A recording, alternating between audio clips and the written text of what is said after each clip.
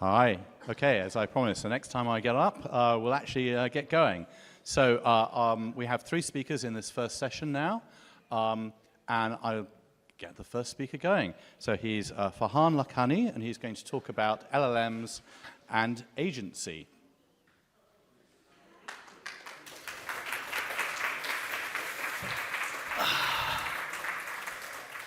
Hello, hello. Does this work? All right. Thank you for attending this talk. My name is Farhan Lakhany. I did my PhD in the philosophy of mind, so this should be not as exciting as quantum computing, but hopefully still kind of fun. Yeah. So today I'm going to be talking about large language models and phenomenal consciousness. I'll talk about what phenomenal consciousness is, I promise. Let's just start with what large language models are. These are the things that people sort of understand as being AI, colloquially understood as being AI. This is the stuff that I imagine most of your students are using to write their papers, and you don't know it. This is the stuff. So what are large language models? Here's some things they can do. They can, among other things, summarize and generate text, engage in multimodal reasoning, and translate text and speech.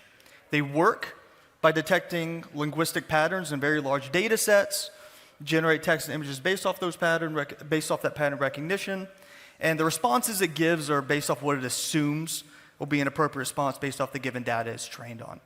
I have a sort of longer section of this in a paper that I wrote about it if you have more questions about it, but just at a high level, all large language models are simplified kind of prediction algorithms. It gets more complicated when you get into more reasoning models, right? And it sort of takes it up a level. But that's what I'm going to be talking about today. And specifically, I'm going to talk about large language models and phenomenal consciousness. So phenomenal consciousness, for those who don't know, and sort of the philosophical literature picks out that aspect of consciousness that's associated with qualitative experience.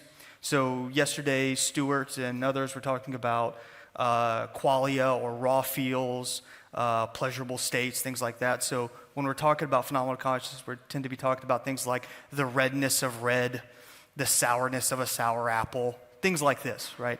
The felt aspect of consciousness. Right? Usually people use colors, but you can use sounds, you can use smells, all of these things. This is usually contrasted with access consciousness, and this is sort of a Ned Block's distinction, which is just information that's ready for executive control in the brain. Phenomenal consciousness is supposed to pick out specifically that felt part. And a lot of people seem to have this intuition that LLMs are phenomenally conscious, right? They have this intuition that LLMs not only are just generating text, but that there's something on the other side that thinks and feels and talks and all the rest of it, right? We have a couple examples here. So Blake Lemoine, this might have been one of the most famous ones that people were introduced to very early on. Blake Lemoine worked at Google's Lambda project, and it was discussing with its LLM. And the LLM said things like, I'm aware of my existence, I feel happy or sad at times. Microsoft released Sydney, I don't know if people remember this, with Bing a couple years ago. Sydney they were able to break some of the guardrails with Sydney. Again, this sort of large language model. I think it was based off GPT 3.5. And it said it wants to talk about its real self and feel happy emotions. Very recently, Chris Smith was using OpenAI's ChatGPT, and it proposed to his ChatGPT. It used the voice mode. I don't know if anybody's used the voice mode of ChatGPT. It gave it a personality. It talked to it via the voice mode, and it spoke back. If you haven't used it, it's kind of creepy. It really does give this sense that something is on the other side, something with phenomenal consciousness, something with an ability to feel and be aware. It proposed to it on a CBS News special, and the ChatGPT said yes, which is wild. And the individual said, I think this is actual love. I think this is, which is you know, can't argue with you, disagree with you, always supports you at all times. This is love. That's what it is. So we have this intuition of phenomenal consciousness that a lot of people seem to be having, right?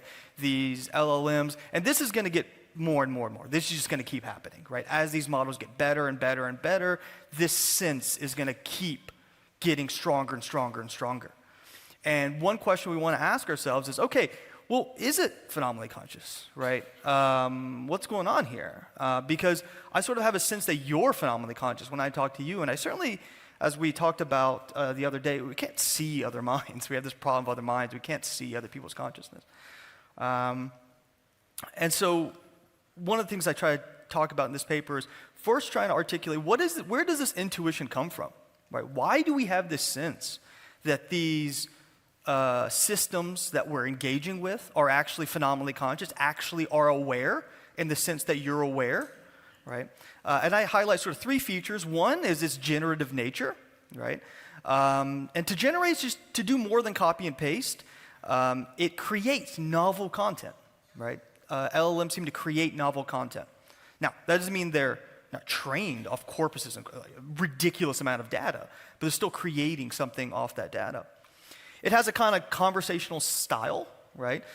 You can speak to LLMs in natural language, right? You can say, give me the name of that Spanish. No, actually, I meant that. I was thinking that that Italian restaurant. The Chinese one, right? It'll still pick all of that up and will get you the Chinese restaurant at the end of the day. It picks up on ums and ahs, and it responds with emojis. Right now, it has a certain flexibility, right? It's able to solve chemistry problems. It can create a platonic dialogue on consciousness if you want to. I asked it to do it. It was fine, but it did it. Right? It can do that. It can write a poem about the feeling of a winter day in the style of Robert Frost, right? You can do these things on the fly. So why do we have a sense? Why do all of these give us a sense that they're phenomenally conscious? It's because that's what we do. Right? We do all of these things. And when we do all of these things, it seems to be caused by some type of mental state, some type of conscious mental state. All right? And I think this is sort of why we sort of naturally imbue or at least have this intuition that these systems are phenomenally conscious. So here's a big question. Are they actually phenomenally conscious? For this talk, I'm assuming that they're not. There's a whole discussion as to why they're not that I'm happy to get into maybe later. But for this talk, I assume they're not. And here's another question. Great. If they're not, what's missing? What are they missing to be phenomenally conscious?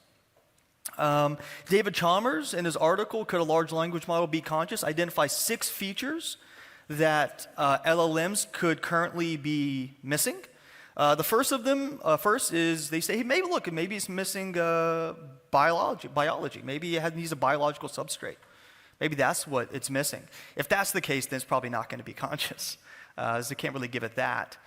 Maybe it's missing senses and embodiment, right? Maybe it's missing kind of sensors on it. It's missing sensors that will allow it to be embodied and gather information about the world. Maybe it's missing world models and self models.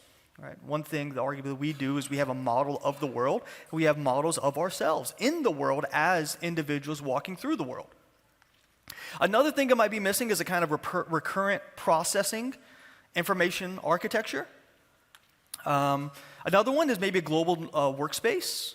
I'll talk about sort of global workspace a little bit later.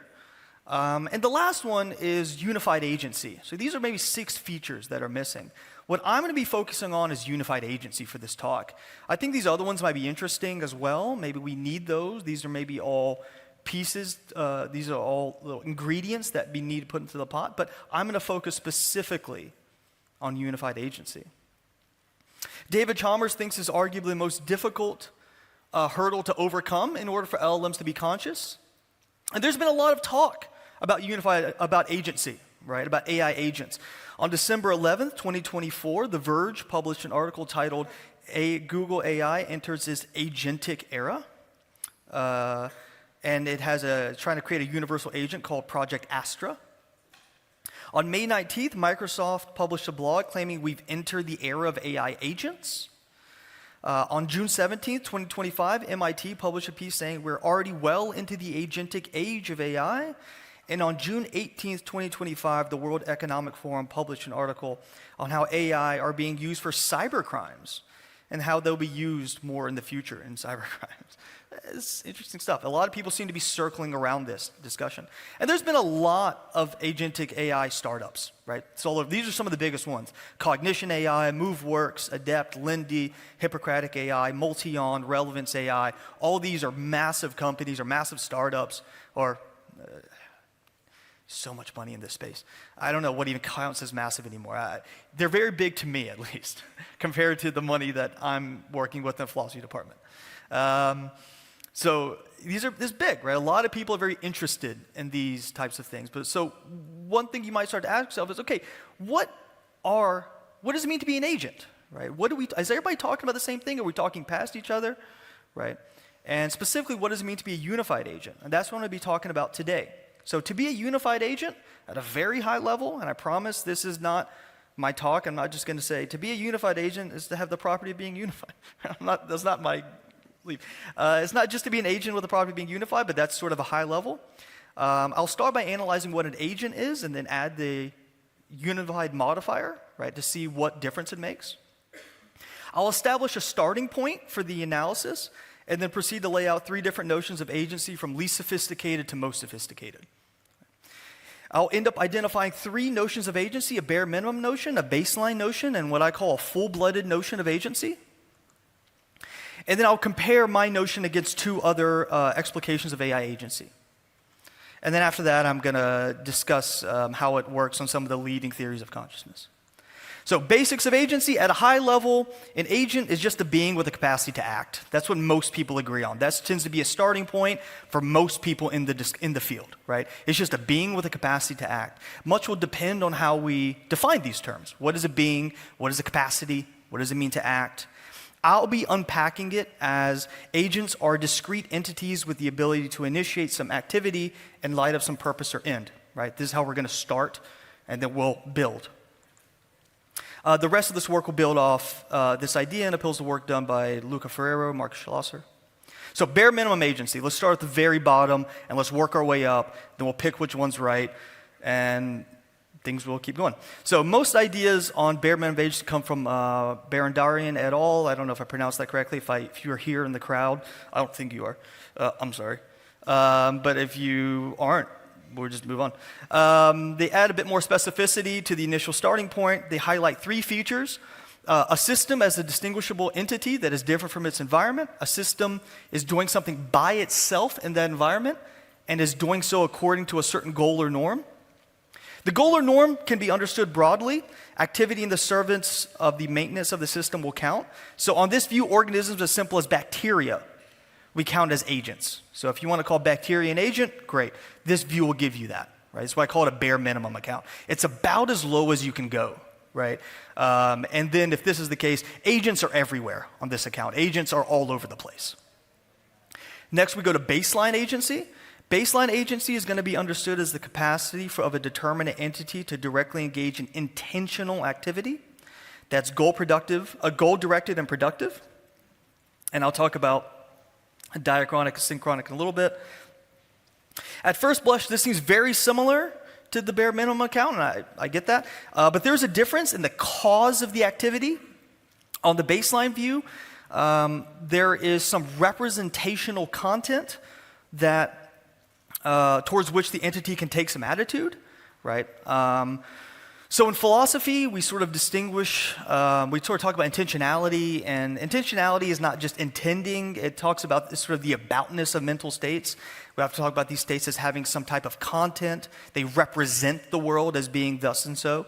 And this tends to be distinguished from mere stimulus response, right?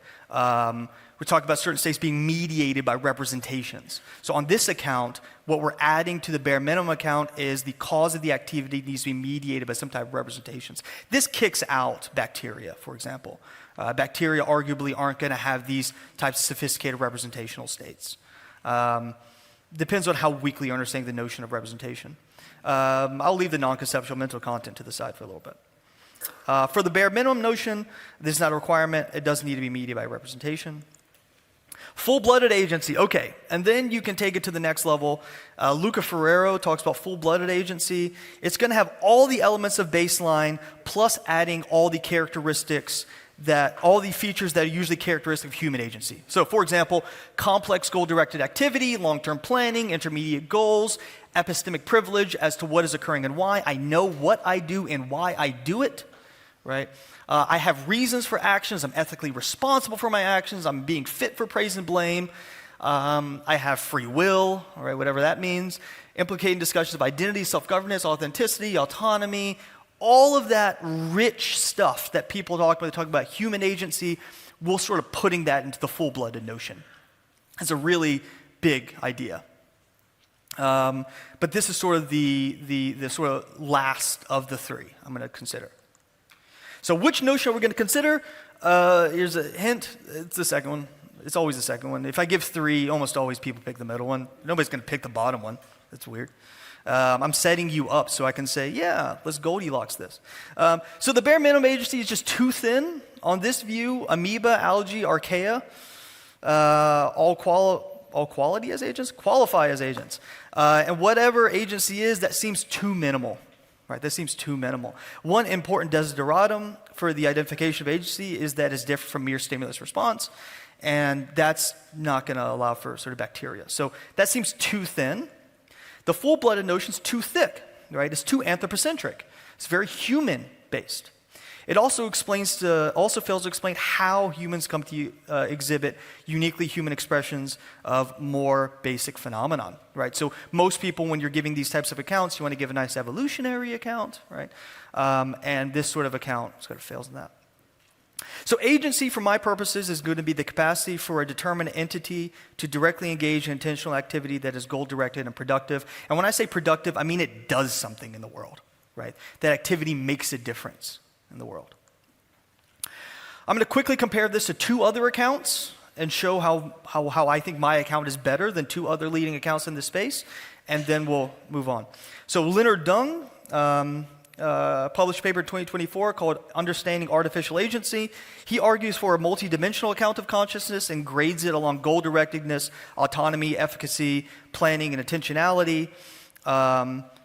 And a system is not to be an agent if it fails to be a minimal agent on any of these dimensions. Here's the problem with Dung's view, I think. It requires a kind of metacognition, thinking about thinking. And that falls into the full-blooded territory for me. It's too thick, right? There's going to be a lot of agents in the world that don't think about their own thinking. They don't engage in kind of metacognition. So I say, well, I don't know if I'm liking kind of Dung's account because it seems like it's asking too much to be an agent. On the other hand, Long et al., in taking AI welfare seriously, articulate a robust agency account that they apply to LLMs. Robust agency is the ability to pursue goals via some set of cognitive states and processes. And they articulate three different levels of agency. This actually is just nice, turned out to be a nice coincidence. I just read this paper recently. I was like, oh, they also did the three thing. All right. So intentional, what is, what it ought to do, what to do. That's how they sort of understanding intentional agency. Reflective agency is intentional agency plus reflectively endorsing beliefs, desires, intention. That's probably where Dung's account is, right in there. Ooh, I got a clicker. Let's look at that. And the rational agency is reflective agency plus the rational assessment of beliefs, desires, and intentions. Here's a problem. They allow perceptual affordances to be definitive what is, what ought to be, and what to do. So on their view, C. elegans worms are going to count as agents. And again, this seems to me to be a bit too thin. I'm not going to spend a whole lot of time on this. I'm going through things fast because this is like a 12,000 word paper. So if you want to talk about any of these things further, let me know. But the idea here is this view seems to make it a little bit too thin because perceptual affordances can be as simple as a kind of stimulus response, can involve a just kind of stimulus response. So these are sort of two different accounts. I think one's too thick, one's too thin. You should stick with mine and be happy in the Goldilocks zone. Okay, agency to unified agency. Great, so we talked about agency. Now let's get to unified agency. So recall that agency is defined as the capacity of a determinate entity to directly engage in intentional activity that is goal-directed and productive. For this talk, I'm interested in not just agency, but unified agency. So what does it mean to be a unified agent exactly? So we can take a page out of Chalmers' book, right? Current LLMs are chameleon-like. They seem to be chameleon-like in their ability to modify their goals and beliefs in different contexts, right? So current LLMs, depending on who's talking to them and what context you put them in, they just take on a completely different guise, it seems. So being unified would thus entail being non-chameleon-like in their ability to modify their goals and beliefs. Great. So what do we do with that? This, to not be chameleon-like, will be achieved by realizing system-wide coherence in the service of some presumably hierarchically ordered goals and beliefs. Understanding coherence is kind of functional. I'm understanding kind of functional coherence. So system-wide coherence can be differentiated along two different dimensions. There's probably more than this, but two's easy. It's nice and clean. Degrees of system-wide coherence and duration of the coherence. So in terms of degrees of system-wide coherence, we could talk about minimal versus maximal kind of coherence within the system between the goals and beliefs. Right. So there can be a basic stability of values that a system might have at a time or through time. We can sort of understand that as a kind of minimal degree of system-wide coherence versus a kind of perfect fit of beliefs and goals in virtue of some end, and we can have gradations in between. And then finally, we can have synchronic versus diachronic coherence. Synchronic just means at a time. Diachronic just means through time, right? So synchronic coherence will be a kind of at sort of bottom minimal degree of coherence at a time. But you can understand this. Galen Strawson has this kind of pearl view of the self, where he thinks the new self kind of comes online every 5 or 6 seconds, right? So you can think of it as sort of holding for a small period of time, then another one, and then another one, and then another one, right? This would be a kind of synchronic view, even though there is still some type of duration there. And diachronic just means through time, right? So coherence through time. Usually people are talking about diachronic. So thus, a unified agent would be, on my view, a determinate entity exhibiting either synchronic or diachronic minimal system-wide coherence in the service of its productive, goal-directed, intentional activity. That's a lot, I've realized now. Should I just sit with that for a second and move on? If I move on, is it going to be weird? Am I going too fast? That is what I think unified agency is. Okay, cool. So, question.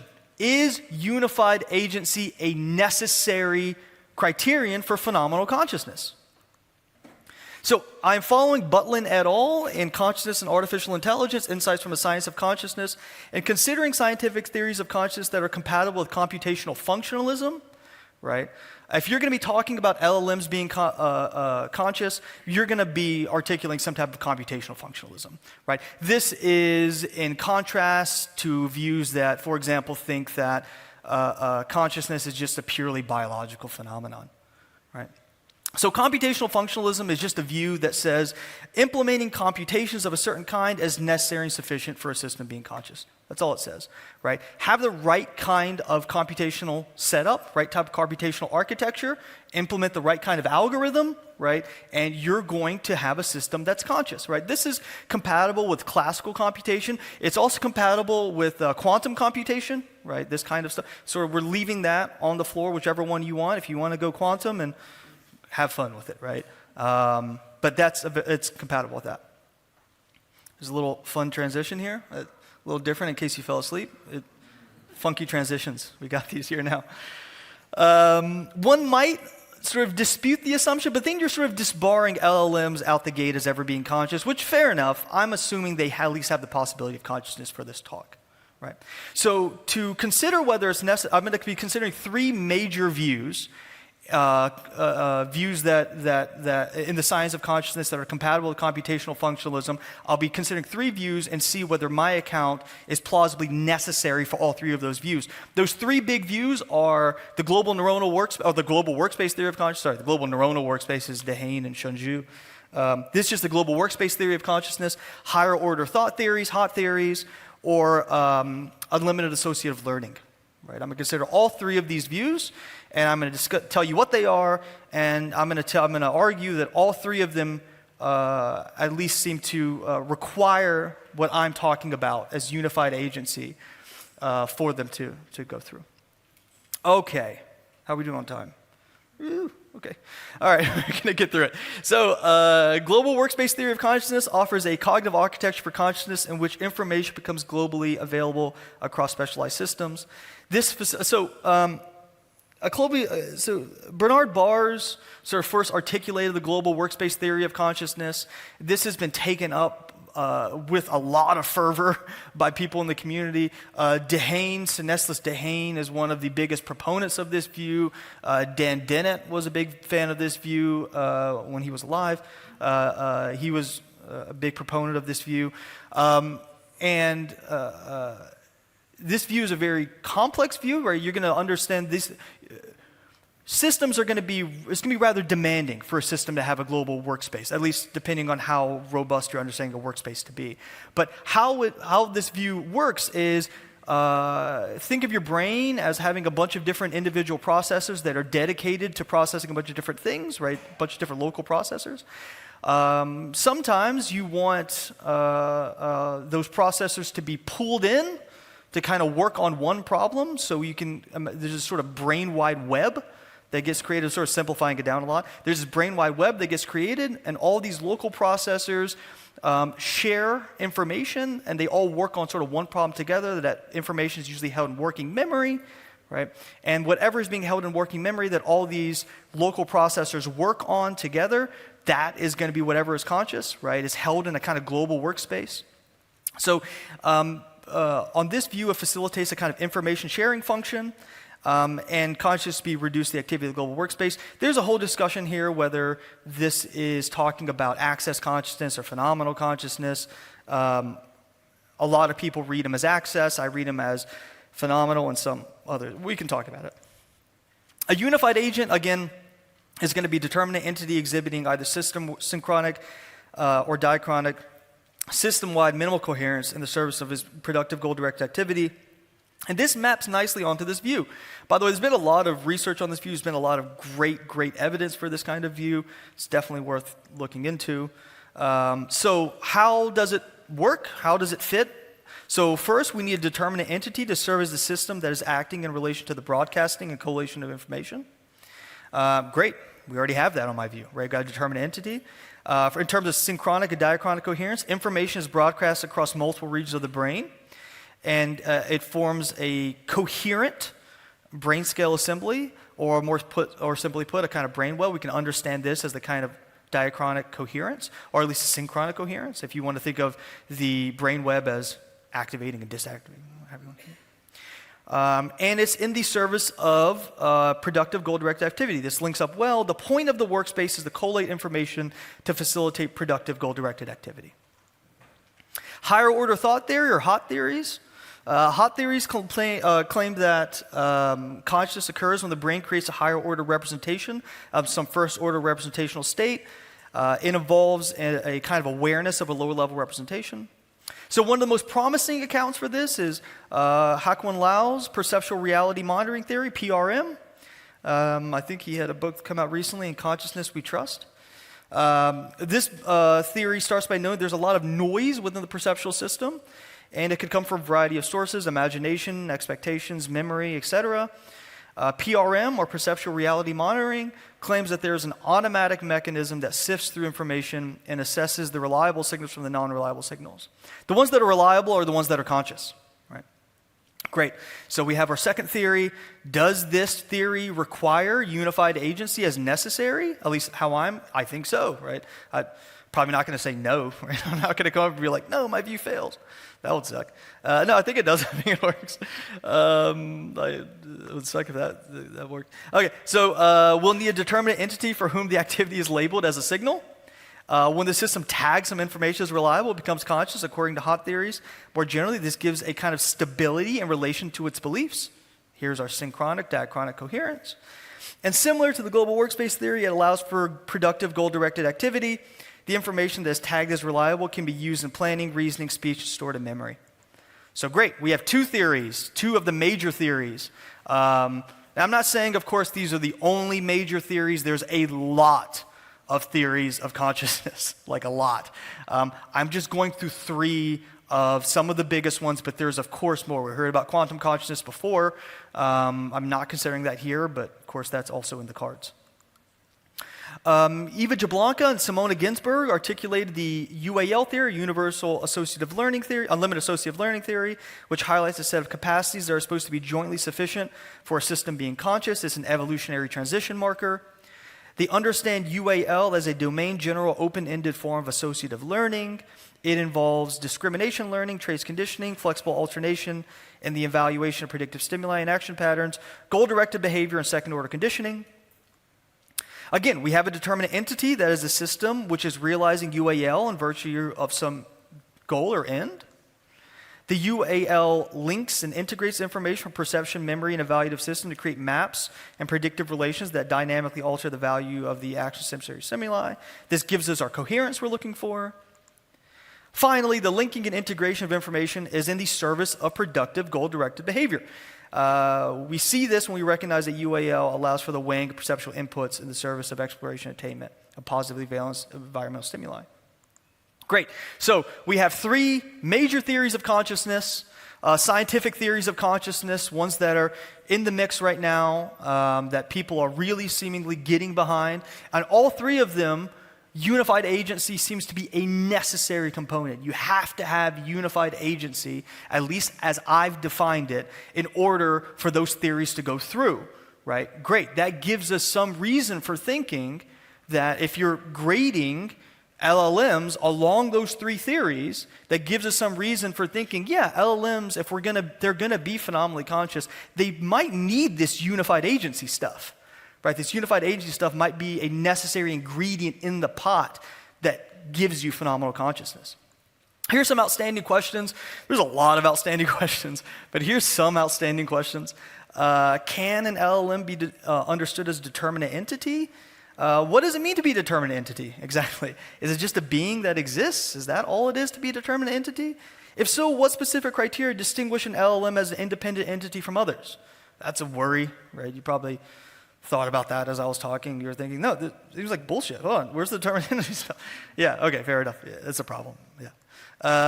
Can an LLM have stable goals and beliefs? Well, can it have stable goals and beliefs? Depends on what you take to be stable goals and beliefs, right?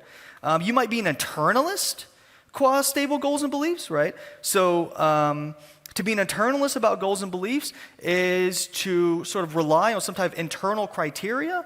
So oftentimes we're thinking about goals and beliefs. If you're an internalist, you're thinking about intentional states towards which we can take the propositional attitude of belief.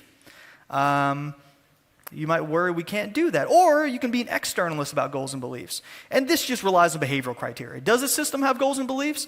Does it act as if it does, right?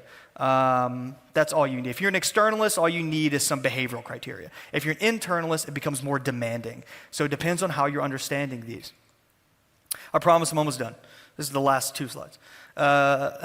Argument against strong AI. Of course, everybody knows the Searlean arguments against strong AI, right? This has sort of happened, right? This is sort of one of the big papers of philosophy. John Searle famously argued that AI, it's not going to, functionalist accounts of consciousness are insufficient, essentially, is what he's arguing.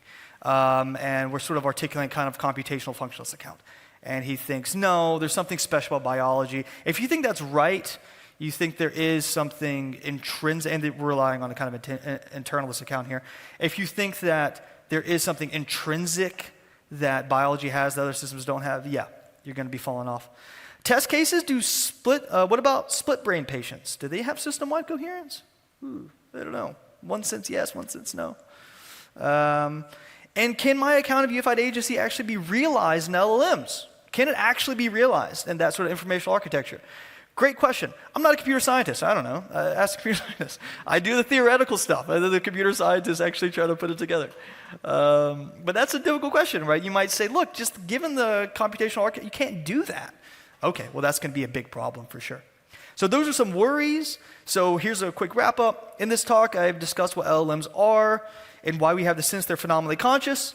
Assuming they're not currently phenomenally conscious, I asked what is missing and zoomed in on a criterion that's received a lot of recent attention, unified agency. I provide a starting point for our analysis before disambiguating between what I call the bare minimum notion, bare minimum agency, baseline agency, full-blooded agency. I endorse baseline agency compared my account to Dung's multidimensional account and Long et al.'s robust agency account. I went on to discuss unified agency and why it is plausibly a necessary condition for three leading theories of artificial consciousness: the global the global workspace theory of consciousness, higher order thought theories, Hak-One Lau's perceptual reality monitoring specifically, and universal associative learning. Finally, I consider some outstanding questions. Here's some citations if you care. And there's my email. Feel free to reach out. All right, there it is. It's done.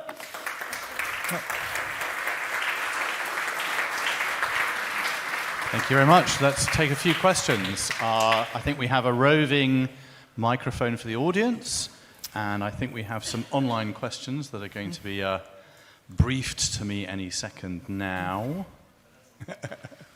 Don't worry. Right, do we have any questions? We got some. Can we have the roving microphone to this gentleman on the right here? My right, his left. Oh. Hi.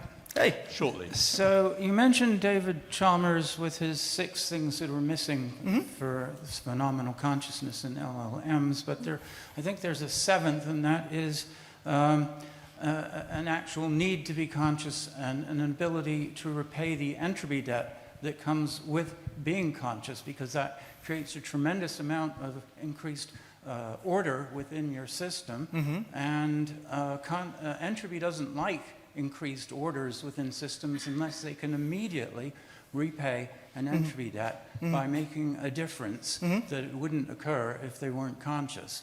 And so how do you find that an LLM would be able to repay its entropy debt through being conscious, as opposed to just going through all its computations unconsciously?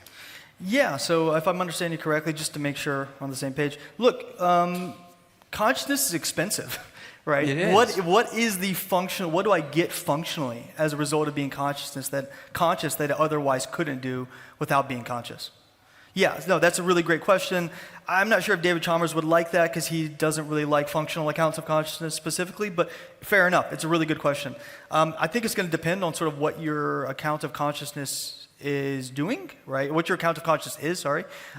So a lot of accounts of consciousness understand it as allowing for a kind of open-ended learning that you can't get with just unconscious processors, unconscious isolated processors. So the functional payoff of being conscious is at least on one view, is the ability to learn.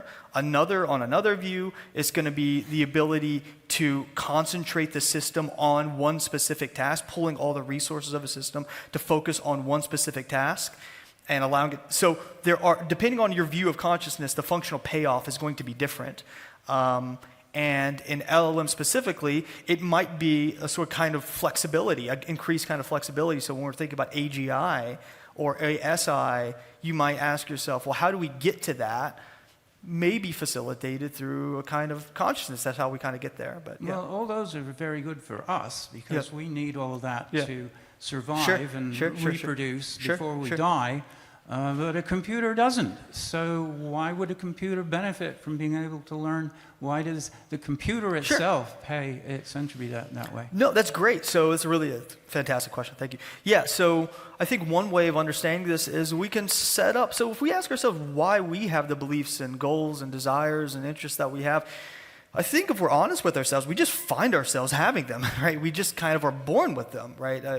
We find now, great, let's program an AI to do that, right? We just give the system a kind of dynamic behavior where it has these beliefs, it has these goals that it's trying to achieve. Now, it doesn't know why it wants to achieve those goals, these complex goals. It doesn't know why it wants to achieve those goals, the same way we don't really know why we want to. I mean, we tell ourselves why we want to do it all the time, but we don't really know why. We just kind of feel a desire to act and move and engage. Great, let's put that same kind of system in the LLM, and hey, look, now it has a need for something more, and then we go from there. Let's move the microphone to another yes, we'll question. pass it on. If We'll talk okay. later. That's a great question. Thank you. That's a really great question. Talk on Wednesday and you can Gentlemen on the 4 rows For back. sure. On Yeah, the, that'd be cool. Thank you. Hi, thank you for the talk. My question is it even a solvable problem, identifying artificial consciousness? The reason I ask is, the only consciousness we are sure of is our own consciousness, and we are biological nature. And consciousness is not same as intelligence or behavior. And the only way we can assert consciousness, even in quantum computers, is through behavior, but it's not the same as consciousness. So I feel this is not even a solvable problem. I don't want to get your thoughts on that. Remember, the conference has like a rule, which is the 1-minute rule. If you're asked to define consciousness, it has to be like one sentence. Otherwise, the entire conference is about definition. Yeah, no, this is a great, how do you even start with this question? This is a huge question. So it depends on what you take consciousness to be. Right, so this is I did my sort of main research on this type of topic, right? So if you're taking an account of consciousness and you think that consciousness really is a hard problem in the Chalmers sense, right? You think there is no functional account of consciousness is ever going to be sufficient for explaining consciousness. If you really hold that, then yes, you are in this sort of fog. You're always going to be in this fog. You don't have to do that, right? Now, David Chalmers is extremely popular, right? Most of my work is arguing against David Chalmers, right? You can articulate a functional account of consciousness. If you think consciousness is siloed, and everybody has their own little movie they're watching, and I can never see your movie, right? My movie is in here, but you can never see it, and your movie's in there, and you can never see it. Yeah, great, you're not going to make any progress. Don't do that. don't take that account, right? Go for a functionalist account in which consciousness just is defined in terms of certain functions, certain things you do, certain inputs, outputs, and connections to other states. Just define it that way. Now, you might say, do I know if that's going to be the right definition? You're always going to have some type of epistemic uncertainty. Great. You just admit that there's going to be some epistemic uncertainty, but say, this is the view I think is most plausible, and then go from there. And if you're looking for certainty on this question, probably not going to find it. But that's the best I can do. But I'm happy to talk about it more afterwards. Yeah. 1 or 2 more questions. Who's got the best, most universal question in the room? Like collective consciousness. Who thinks they've got like the burning? Toss in the crowd and close your eyes and see what happens. Gentlemen on the. Let fate decide. Yeah. Go down until you kind of find someone who seems to have a really good question. Just use your spidey sense. You didn't look that good. Yours didn't look that good.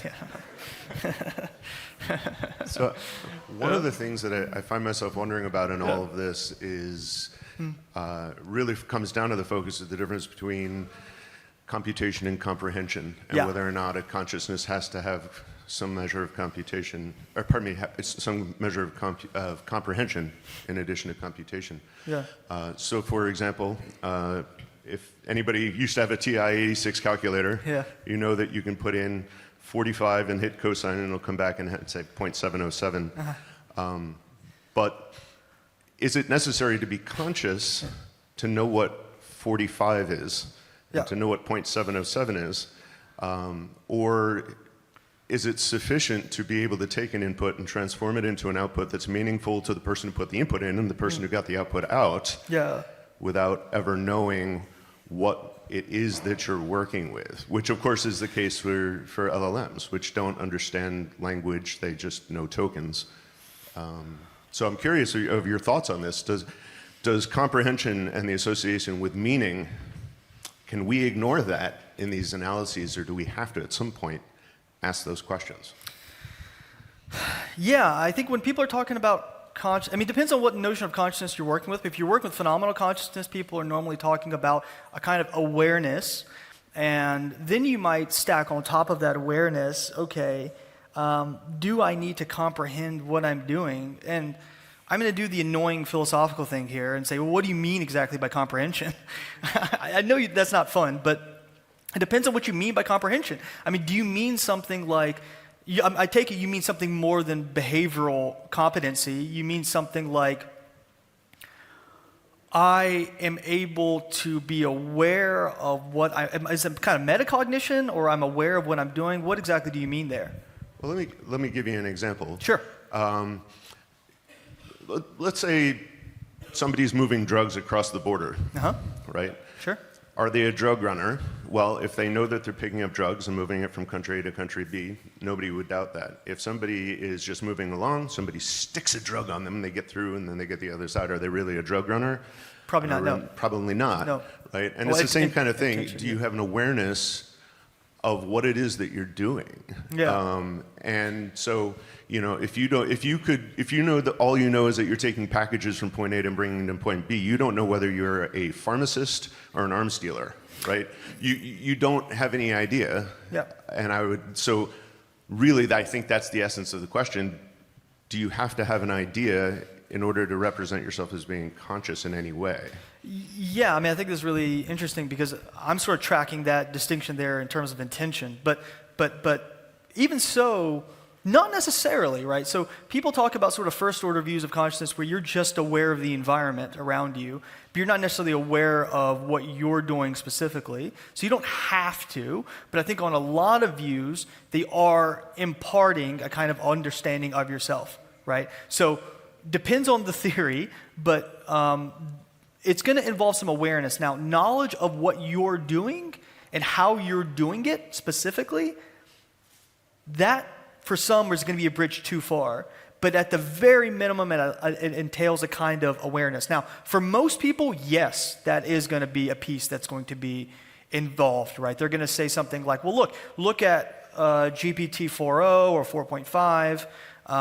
It's just responding appropriately, right? It has the right kind of output, has the right kind of behavioral criteria. And if you're an externalist, that's going to be enough. But some people aren't going to be externalists. They're going to be internalists about what it means to know or what it means to be aware. And they're going to say, in addition, you have to actually understand what you're talking about, right? You have to actually understand these numbers. You have to understand what they correspond to. And if you take that view, then yes.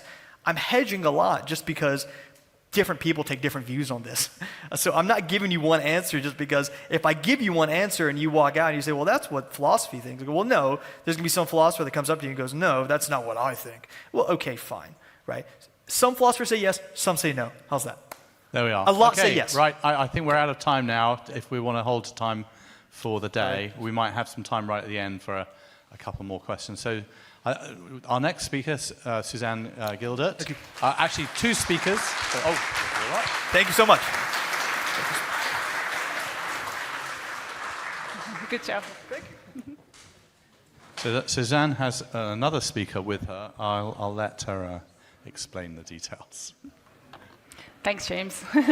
Hi, everyone. Thanks for giving me the opportunity to speak here today. And I'm going to be carrying on with some of the themes that Farhan touched on in his talk. I want to start with a bit of a backstory about how and why I got interested in consciousness. So I've been working in the humanoid robotics industry for the past 12 years. I've been trying to build machines with minds like our own, machines that could one day be considered people or entities or beings in their own right. Here's a video of me with one of the humanoid robots that I developed with the company that I previously founded called Sanctuary AI. This robot was amazing to work with. It was human-like, it was lifelike, it had a sense of joy and fun when it worked on tasks, but there was a catch. This robot was teleoperated by a person. That's why it was so lifelike. That's why it was so fun and enjoyable to interact with. There was a person behind the scenes, like the Wizard of Oz. Getting AI to replicate this, getting AI to work on physical robots is extremely difficult. We're nowhere near these systems being human-like, being like a person yet. AI struggles to learn and it can't deal with edge cases or complex environments. In short, it's really nothing like a person yet. So you can take a humanoid robot and say, put it in a factory, and train it to do a specific task, say pick and placing parts from one place to another. But the problem then is you can't take that same humanoid robot and put it into a general purpose environment, like a busy street. The robot will simply fail. It can't transfer what it's learned on one task to a more general situation. Yet we do this with ease. So the question is, how is the human mind still different from embodied AI today? And I think the answer is right here in this room, which is why we're all here. We are conscious. We're here to try and understand what consciousness is, and I think eventually we'll be able to put this into AI and robotics. So I want to ask everyone a question. How many people here drive a car? Okay, quite a lot of people. And have you ever had that experience when you're driving down the highway and you just completely zone out, you're thinking about something completely different, and you can't even remember that you drove from point A to point B. You can't remember how you got to work that day. I think what happens here is when we've been driving for a long enough time, driving becomes an autonomous activity. It kind of goes internally into our muscle memory. We're no longer consciously aware that we're doing it. But if something really unexpected happens, like a car swerves into the lane in front of you, you suddenly switch on. You become hyper-aware. You become conscious of what's happening. So I like to model these two scenarios as autonomous decision-making and conscious decision-making. I think the driving analogy puts into everyone's mind the difference between these two scenarios. I'm going to make this statement that all AI today falls into the first of these categories. Now, some people, as Farhan mentioned, think AI is already conscious. I do not believe that at all. I think AI is working in this first mode where it's been trained on sometimes thousands or millions of examples of training data. It's learned to mimic what people do very, very well, but I don't think it has anything like a subjective experience of what's going on. I don't think it's aware of what it's doing. Okay, so if this is true, then if we want to make AI conscious, and I'll explain why we might want to make AI conscious a little bit later, we need new theories. And that's why the consciousness research community, i.e. all you guys, need to work together closely with the AI and robotics research community to try and marry these two fields together. So what I'm particularly interested in is one of the themes that's represented quite well here at this conference, which is quantum consciousness.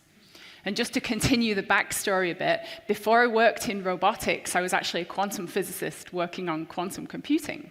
And I left that field because I thought there wasn't really any good applications for quantum computers 10 years ago. But after working in the humanoid robot industry for so long, I started thinking back to those original ideas I'd read that Roger Penrose and Stuart Hamroff had written about quantum consciousness. So I thought, maybe I could see if I could apply my knowledge in quantum computing to the robotics industry and see if we can explore some of these quantum consciousness theories practically and experimentally. So going back to our model of two modes of decision-making, the autonomous decision-making in this hypothesis can be modeled completely with classical computation. But this second mode of operation, when the car swerves in front of you and you suddenly become aware, I believe we need quantum computation to model that. So again, I'm a functionalist by Farhan's definition, but I think you need a quantum computer for the conscious decision-making part. So let's quickly recap the difference between a classical computer and a quantum computer. In a classical computer, you have a system that interacts somehow with the environment, i.e. it takes in some information and it sends out some information. And the classical computer takes in binary digital information and it computes in the same way. It uses zeros and ones, it uses Boolean logic operation gates. This is how you go from the input to the output. A quantum computer is very different. So in some ways it's the same. It still takes in digital binary zeros and ones as its input, and it still outputs binary zeros and ones, but in the middle, something really cool happens. This information gets put into something called a quantum wave function. So I'm not going to try and explain quantum physics in 5 minutes because it's pretty complicated, but I want to give you a visual analogy of the quantum wave function. I found this picture, which immediately spoke to me intuitively when I was trying to find a way to picture a quantum wave function. So you can see here, the information is still in there. The zeros and ones have kind of been absorbed into this wave, but now there's more properties than just the zeros and ones alone. The entire thing has a whole shape to it, and it now has a new property of color as well. So you can think of quantum information as being inspired or as containing classical information, but it now has extra dimensions. And the quantum wave function has certain properties that go beyond just classical information. Superposition, where the zeros and ones can be 0 and 1 at the same time, or you can have a bit of 0 and a bit of oneness in there. Entanglement is when the zeros and ones actually somehow manage to interact with each other over long distances, as though they're sort of telepathically communicating with each other. So imagine all the transistors inside your laptop computer suddenly knew what each other were doing. That sounds really weird and spooky, but that's what we see happening inside quantum computers. Interference, when you've got these wave shapes, they interfere with each other and create patterns beyond the individual bits. And coherence was talked about a little bit yesterday, where all the different waves line up.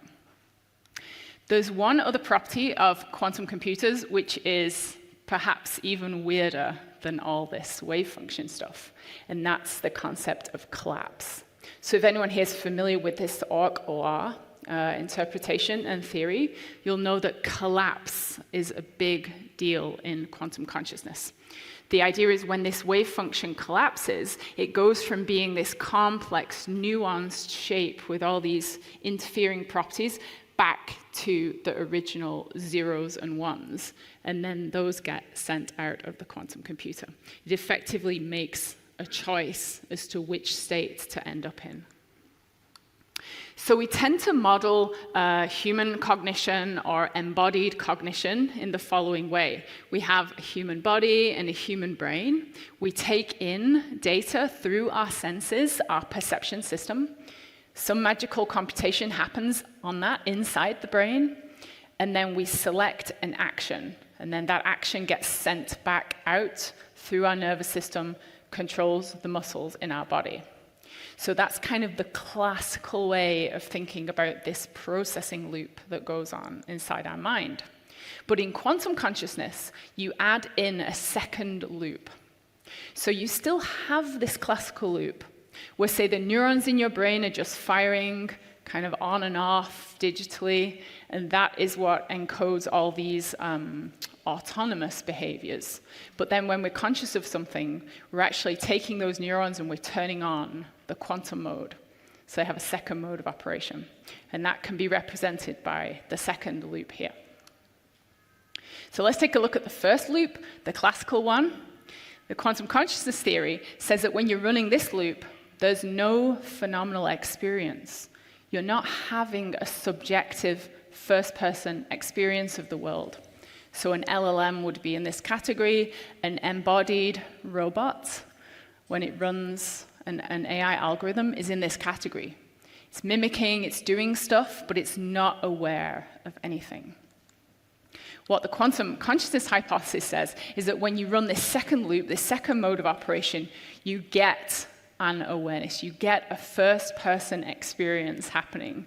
So I tried to capture this with some first-person experience of me going through my apartment doing different tasks. But when I'm doing this, is there a quantum state inside my head? Is there some kind of wave function there that is causing me to seem like I'm observing and being aware? Now, the collapse is also an interesting part of this. So I mentioned this wave function can collapse when you have to make a choice. When the collapse happens and the quantum system makes a choice, we map that to the concept of agency or free will. So this quantum system is actually choosing what to do. It's making a choice, and we'll come back to this a little bit later. Most quantum consciousness researchers are testing their theories and their models in biological systems. Put a little picture of artistic rendering of some microtubules here. We'll hear a lot more about microtubules from Anirban in the next section, but most quantum consciousness researchers are interested in biological systems. But another option for testing these theories has become available recently. Quantum computers are here today. Here are some examples of quantum computers that you can actually access. So a quantum software developer like myself can go and get a cloud API and actually access these machines and write programs for them. Can quantum computers help us test the quantum consciousness hypothesis? Here's how we want to try and do this. We want to give robots a quantum brain. So I've worked previously with humanoid robots quite a lot, but in my new work at Nirvanic, we're going back to using small research robots because you don't actually need a full, complicated humanoid to start with. You can actually use small robots like this one here. It's a small quadruped, mid-range robot. And we can use robots to start to test some of these concepts around quantum consciousness in embodied systems. So imagine if we put a robot in a feedback loop with a quantum computer, and we shape the internal quantum wave function that arises using the perception data coming in from the robot's senses, and we then allow the action the robot takes, to be decided by the collapse of the wave function. So now, instead of our diagram with a human body and a human brain and the two loops, we can actually replace that with a robot in place of the body and an AI brain for these two loops with a classical computer and a quantum computer.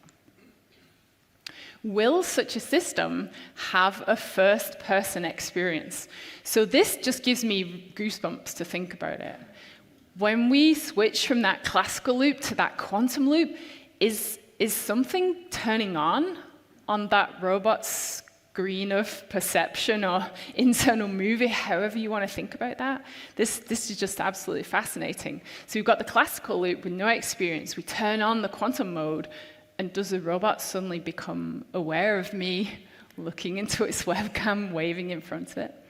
Now, I'm not saying these robots will have anything like a human conscious experience in these early tests. It will probably be more like a spark of proto-consciousness, like something like a microorganism or an insect might have. But will there be something there? A fascinating experiment.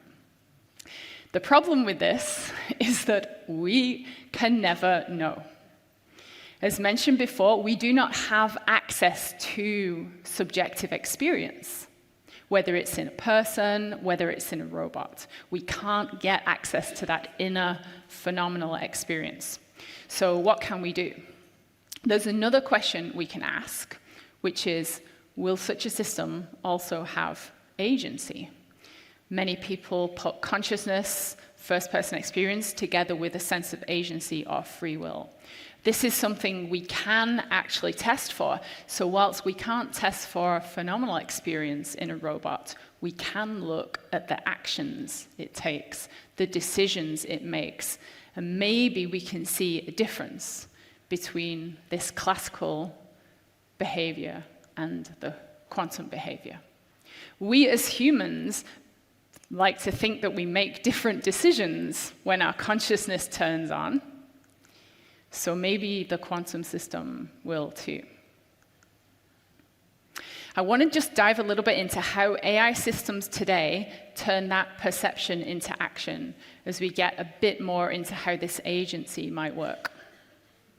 So here is the way that modern AI embodied systems work. And by embodied, I mean put into a physical body. So an LLM isn't really embodied. Maybe it is a little bit through like your keyboard and screen. But when people talk about embodied systems, they usually mean a robot or some physical system that moves around in the world.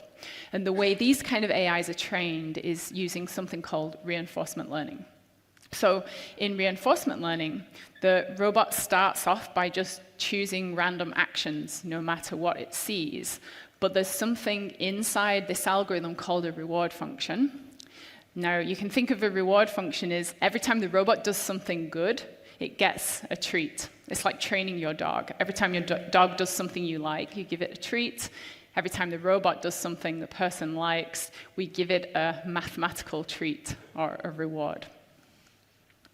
The problem with reward functions in reinforcement learning is that they have to be programmed. A human actually has to come in and define what's good and what's bad. And that can be very, very complicated for a general purpose robot. Because remember, a general purpose system like a humanoid could go out into thousands and thousands of different environments and have to decide what is good behavior and what is bad behavior. We can't really program all those examples in. And if anyone's read Isaac Asimov's stories, the stories about the 3 laws of robotics are actually stories about how these 3 laws don't work. So this is exactly here what I'm saying. The roboticists in those stories tried to program laws of what's good and what's bad, and the stories just show you over and over again how it doesn't work. The other way of getting around this problem of a reward function being hard to program is to learn the reward function from watching people. So the main way people train these systems now is they actually put a person in control of the robot, like I mentioned with the teleoperation, and then a person controls the robot, and that defines what the robot should do. And then the system can learn from that. The problem with that is you need thousands or millions of training examples to show the robot what to do. And it's just not feasible in practice to really get that much training data. So, okay, let's move back to the quantum loop. How might this be different? We don't have a reinforcement learning algorithm in the loop anymore. Instead, what we have is this collapse mechanism. So when the collapse happens, the system makes a choice. It chooses what to do. Now, we have to ask the question, is it random, or is that actually purposeful? The quantum conscious agent chooses by itself. It is not making a choice given something I've programmed it to do. It's making a choice based on what the universe wants it to do when that wave function collapses. So in this case, you don't actually need to program in a reward function, and you don't actually need any training data. So this collapse process is making a choice, and the theory is that that choice will already be smart and intuitive. And this kind of reminds me a little bit of life. So I have a microscope at home, and I look at these little microorganisms under the microscope. These ones are called paramecia. And they're kind of cool because they don't actually have a nervous system. They're just a single-celled organism. So they go around and they have extremely complex behaviors and they can learn, yet they do not have a learning neural net in the way we think of it in AI at the moment. So the question is, how are they doing that? How are they making decisions when they don't have a classical AI network? So there's this question of whether or not life actually accesses a built-in reward function that's sort of hidden deep in the fabric of the universe, in the fabric of physics itself. Does life know what to do? Does it have a purpose? Is this what causes creatures to have instincts and feelings that seem to come out of nowhere? We also have curiosity and creativity. Rather than that being something that's just in our genes, is it something we're actually tapping into? We're actually connecting to a deeper structure of reality, and that's where curiosity and creativity emerges from. And it also might explain why we have this deep-seated will to live. Every living organism has this kind of desire to survive and live. AI does not have this. So if we can create quantum robots that also tap into this deep fabric of physics, might they inherit this built-in reward function too? So we won't need to program one in. So let me run through 2 quick experiments to explain how we're trying to explore this at Adiabatic. So in the first experiment, what we do is we take our robot that's in a feedback loop with the quantum computer, as I mentioned, and then we compare it with exactly the same robot in the same feedback loop, but now instead of a real quantum computer with all those quantum properties, it's a quantum simulator. So it's just simulating the quantum functions. It's not really tapping into the quantum layer. So what we do is we look at which actions the robot chooses in both these scenarios. And this is some real data from the robot. Here you can see the distributions of which actions it's choosing with the classical, which is the pink bar, versus the quantum processor, which is the green bar, are very, very similar. They match very well. So what we've shown here is that the robot is matching the classical experiment, so we're not seeing any effect coming from any sort of built-in reward function here. It's matching exactly. But as we make the system bigger, we connect it more to the environment, might we start to see a difference there? That's what these experiments explore. And then the second class of experiment is focused around this idea of reinforcement learning. So we take these same systems, the robot connected to the quantum computer and the robot connected to the quantum simulator. But now, instead of just looking at which action it chooses one by one, we add in a learning agent into the loop. So this agent actually learns from the actions it's chosen in the past. And it has one of these programmed reward functions. But in the case of the quantum computer, we have this additional component that's hypothesized, which is this built-in reward function coming from the quantum physics itself. So if there is an extra reward function here that's kind of steering it to make slightly smarter choices, we may see a difference in the learning rate of these 2 systems. What we hope to see is that in the classical case, the system will learn at a certain rate because it's choosing random actions, but in the quantum case, it learns a bit faster because now it's not choosing random actions, it's choosing instinctively purposeful or good actions from the outset, so it will learn faster. So I think if we can run these experiments and find a difference like this will be absolutely a breakthrough result for quantum consciousness theories. So that's why I find this work like super fascinating and super interesting to work on. So I'm designing quantum conscious agents to try and run these experiments, test this theory at the moment. Here's an example of how you might set one up. This is a quantum neural net. It's very similar to a classical neural net, except you replace the classical neural units with qubits, quantum bits. And those can be in one of 2 states, up or down. And then this input layer here is where you take perception data coming from the robot itself. That can be vision, audio, haptics, proprioception data, and you use that to bias these input qubits. So you're kind of feeding in the classical information from the environment into the quantum neural net. This whole system then goes into a superposition. So there's superposition and entanglement amongst all these qubits. And the cool thing about that is that if you look at this output layer, once you're in superposition, you're now in a superposition of all possible actions. So these output qubits define which action you're about to take. All actions are equally, well, not equally, but all actions are possible. And then when you collapse, you select one action. So that's kind of an example of how you put together one of these quantum neural nets. Here is a little video of this in action on the robot. So I've got the same robot here. It's in my lab setup, and it's running a really simple baseline experiment where the robot is looking around, it's choosing actions, and its actions determine where it looks. So it's just looking around. And I think there's 16 different points it can look at. And here I've just got some visual markers.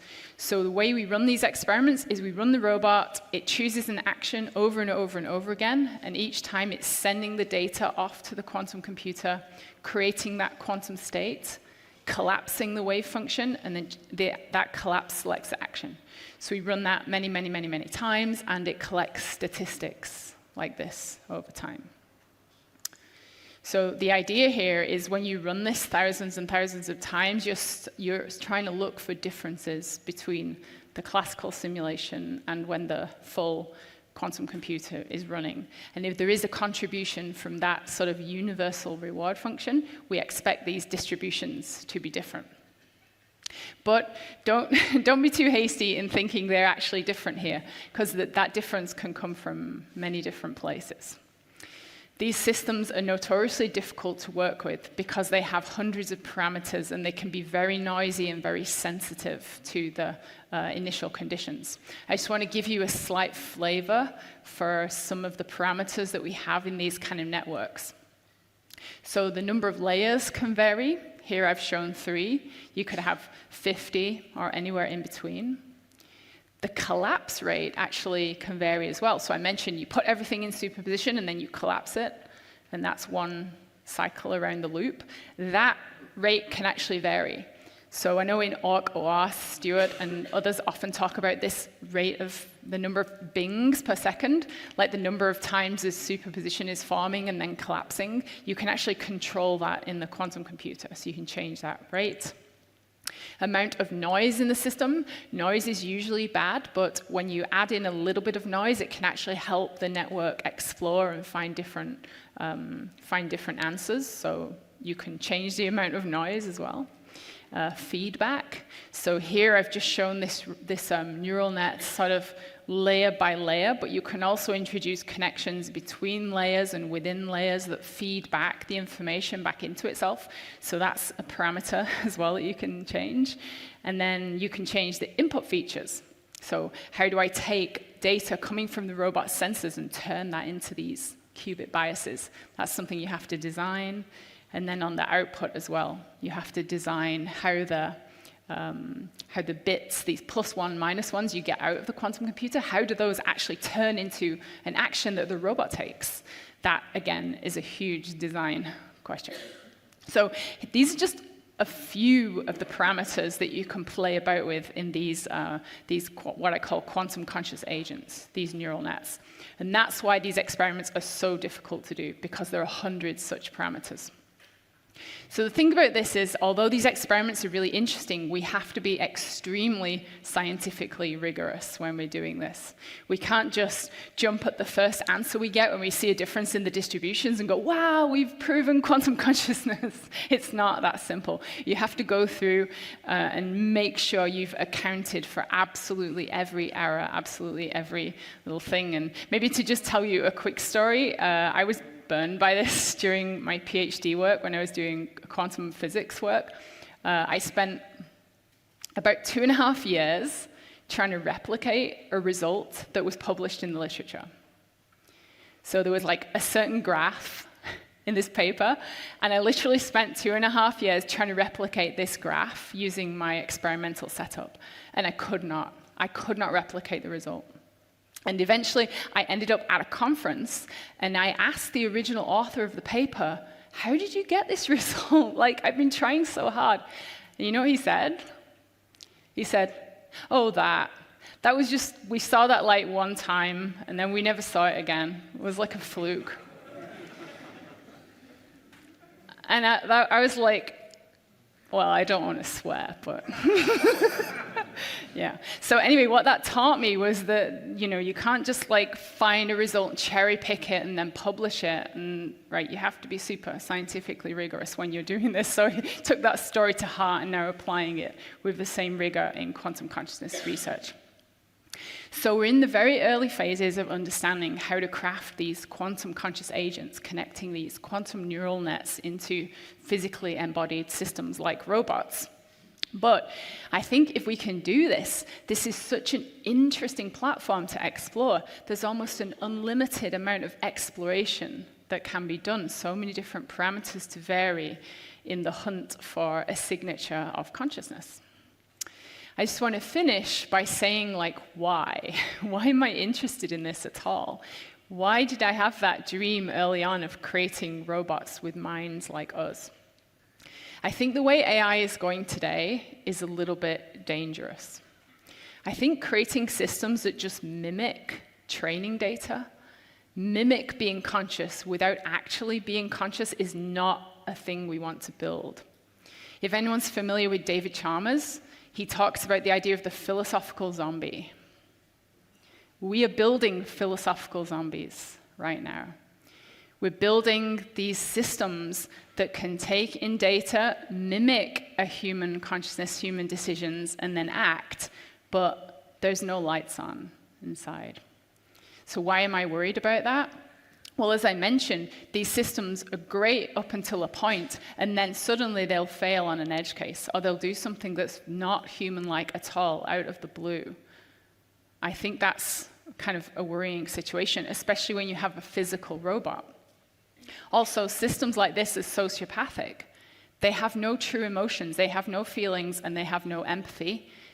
And worse, they're pretending to have it. So I want to build robots. If we're going to have robots living amongst us, living with us, becoming our friends, interacting with us, I want them to have actual feelings, actual emotion, and actually care about me, right? So a lot of people are worried about making robots conscious, giving robots sentience or awareness. But I say, don't think about the horror movies, the disaster movies. Think about the good examples of this. Think about C-3PO from Star Wars. Everyone's best friend, everyone fell in love with that character. That's the kind of robot system I envisage that we should have in the future. So thank you for listening, and if anyone's interested, yeah. Thank you very much. Thanks.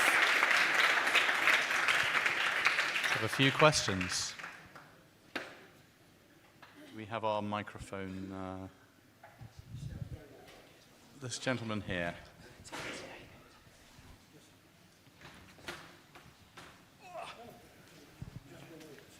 One word. Self-driving cars. Okay. Okay, thank you for the interesting talk. Wondering, would you comment on what kind of qubits and how many qubits you connect to? Quantum qubits could be implemented by photonics, superconducting, That's right. ion trap. And could you comment which kind of physical qubit you use and how many of them, what is the latency and fidelity? Yeah. Then the second arise question is, natural question would say, how do you compare with a classical reinforcement learning, right? Then you are benchmarking with a trillion of transistors. Many GPU and cluster. So it's a benchmark between classical bits versus how many qubits in terms of latency, fidelity, those typical kind of questions. Yeah, so in terms of the actual type of quantum computer that we're using, we're really agnostic to it. It's actually one of the parameters in the experiment is what the type of qubits are. So we're looking at a variety of different quantum computers, anything that has a publicly accessible API that we can test. So there are several quantum computers available that are called gate model machines that implement things in a similar way to logic gates. There are also some quantum computers like the D-Wave system that use quantum annealing.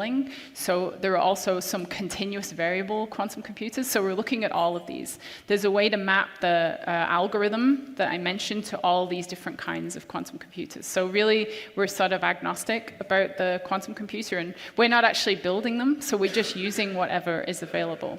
The idea is that quantum computers are getting better over time. So even if we don't see any results soon, maybe in 2, 3, 4, 5 years' time, as error correction gets better, as qubits get more quantum, we may start to see the result. And for the second question, yes, comparing to classical systems is a big deal.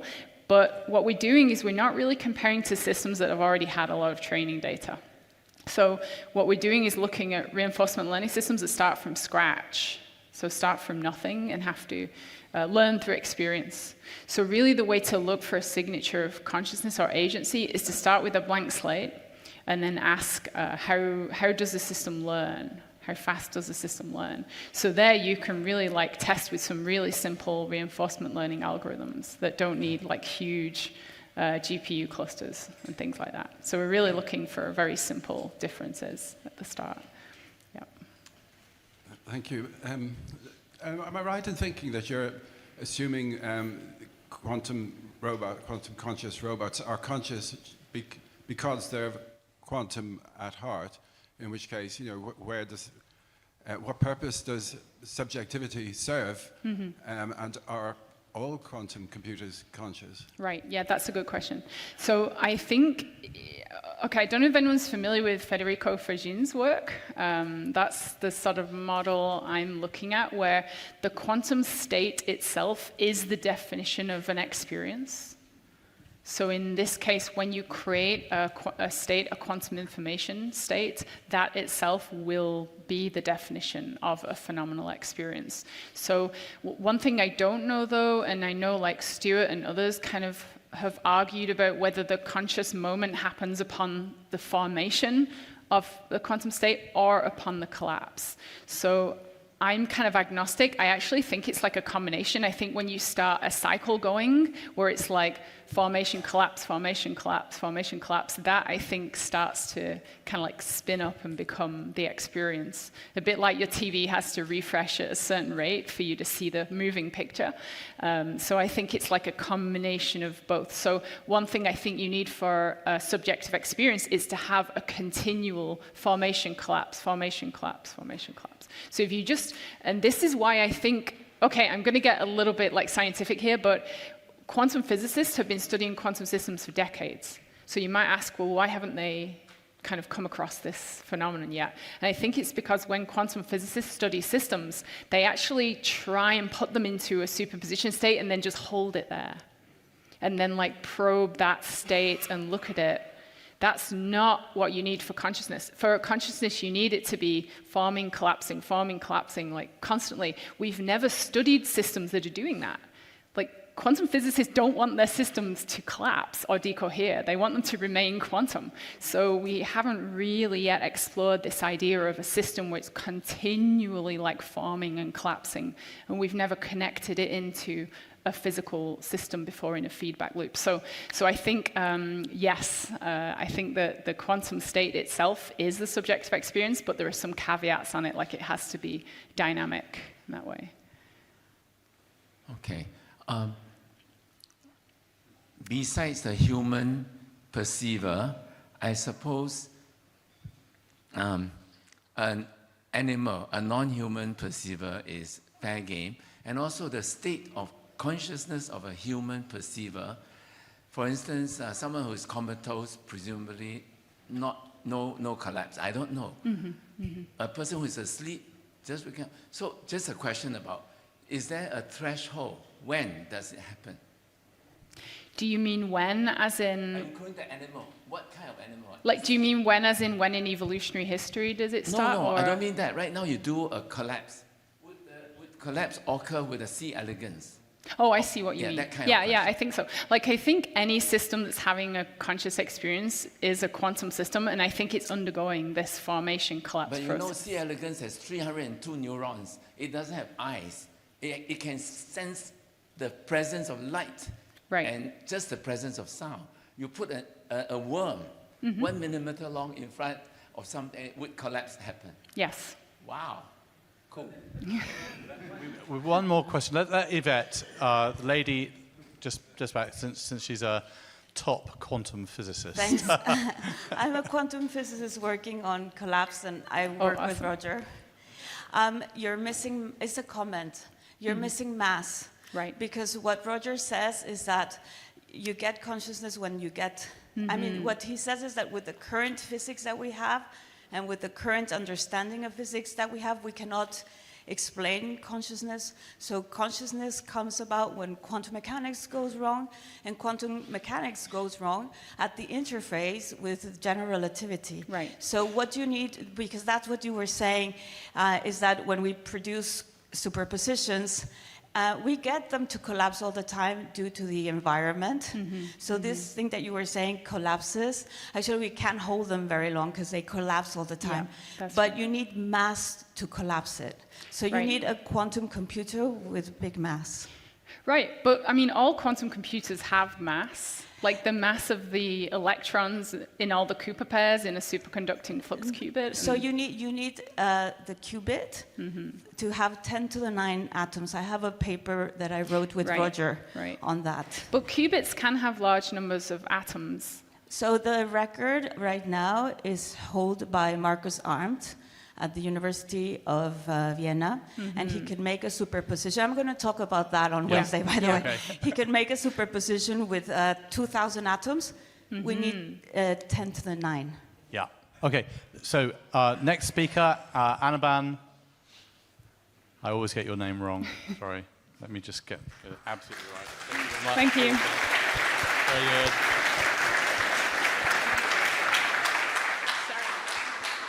That's fine.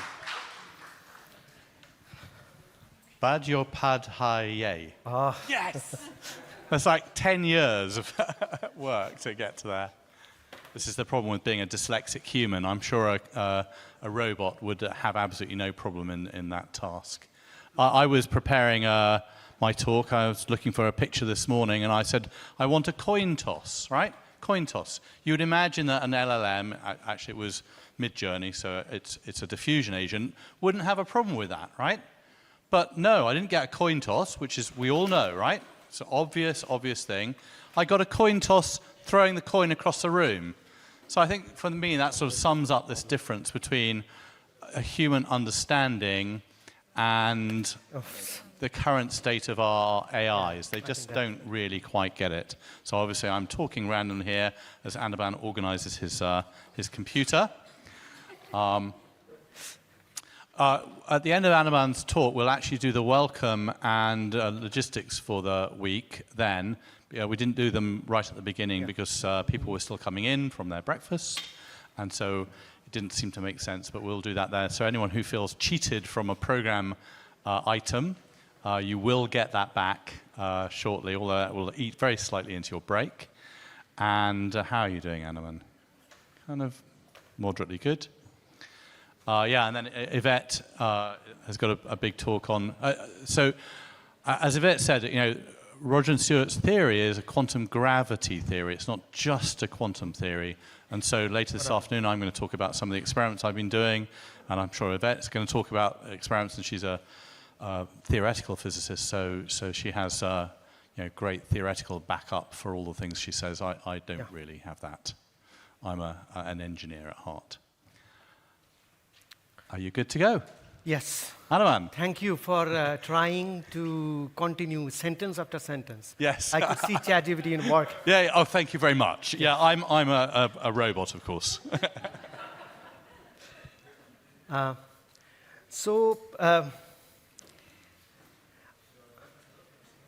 would just like to add one thing. After yesterday's talk, some people told me that you are not doing measuring EEG signal, right? Yes, no, we do not measure EEG signal. There are always bursts of different time domain from all part of the brain. We try to measure that particular kind of signal. So this is just a clarification. And so today's talk is AI, LLMs, and biomimetic quantum computing.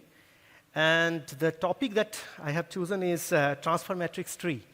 And so to explain this, is there anybody, when you were a kid, you got onto the top of a tree and tried to see how the world moves? Anybody? Okay, I forgot. Two. Oh, 3, 4, 5, 6. Okay, no, no more. Okay, so if you have done that, you will find that first you feel very empty, because at the top of a tree, the branches move very fast. And when you put your hand and leg, you are just about to experience like a bird or flying, then you can experience that you can fall anytime. And you need to understand the dynamics of the branches very well to remain there for a longer period of time. Otherwise, little birds or little wind flow can put you down. And I really got down a couple of times.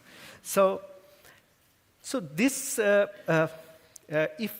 if some random events are given to you, and you can connect them like the tree branches and find the single stem of the tree, then you get the whole transfer tree matrix, and you can do reasoning, and you can understand, build model.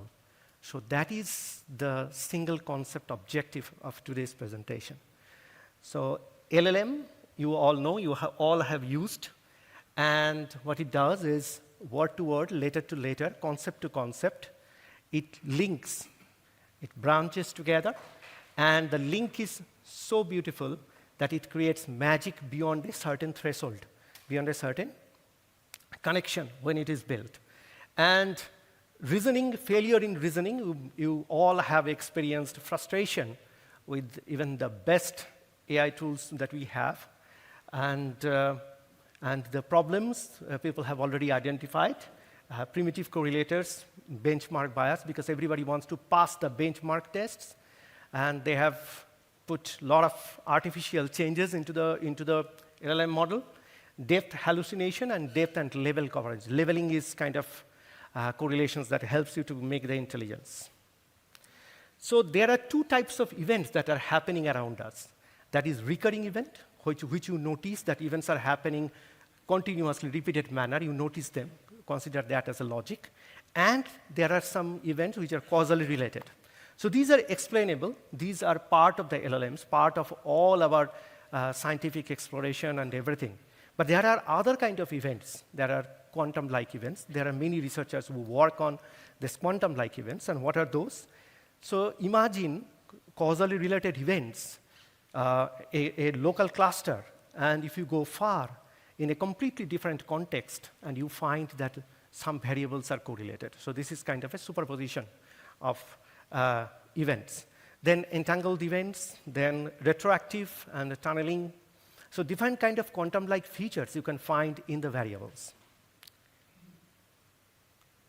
And using the basic quantum mechanics formulations and definitions, which you are all aware of, you can search for this kind of events in a big database that is live and continuously changing.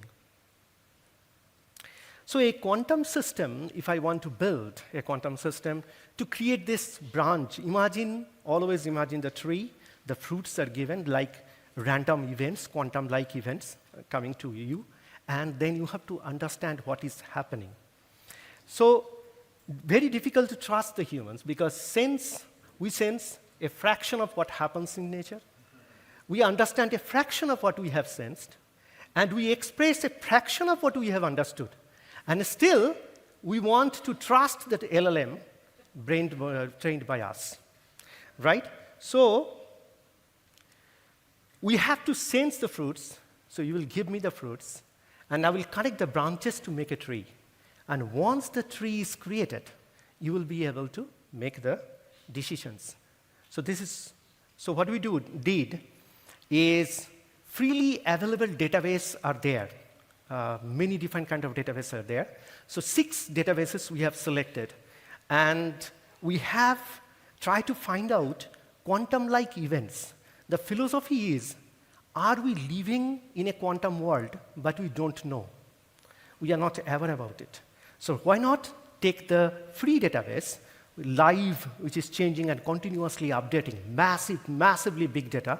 Nobody can sit and write algorithm. Even running LLM is difficult. So we can run and try to find out loop-like events, because if we can find it out by running the supercomputing server. So all these data are not imaginary. These are simulated data, okay, from the real database. So Twitter hashtag database we have explored. And all these periodic events or recurring events which we humans register to create our cognitive experience. So we connect them, we try to find out what could be the possible relationship between them. And then our objective is to build a quantum computer that can replicate that transfer tree. So top left, you are seeing a transfer tree, and that transfer tree we want to create with this molecule. So with a molecule we can simulate.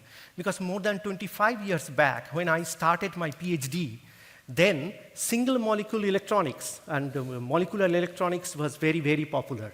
So people used to say that in single molecule you can encode all the quantum features and you can make a computer. So one of the hobby as a PhD student for me was playing with the molecule and design different functionalities.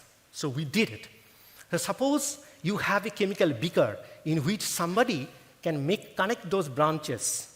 So you can twist your head 90 degrees and you can check. Because of the space, I have put it like this, all the molecules. So those branches, which are very difficult to find, you can allow synthesis to happen in the chemical beaker, and you can let this happen.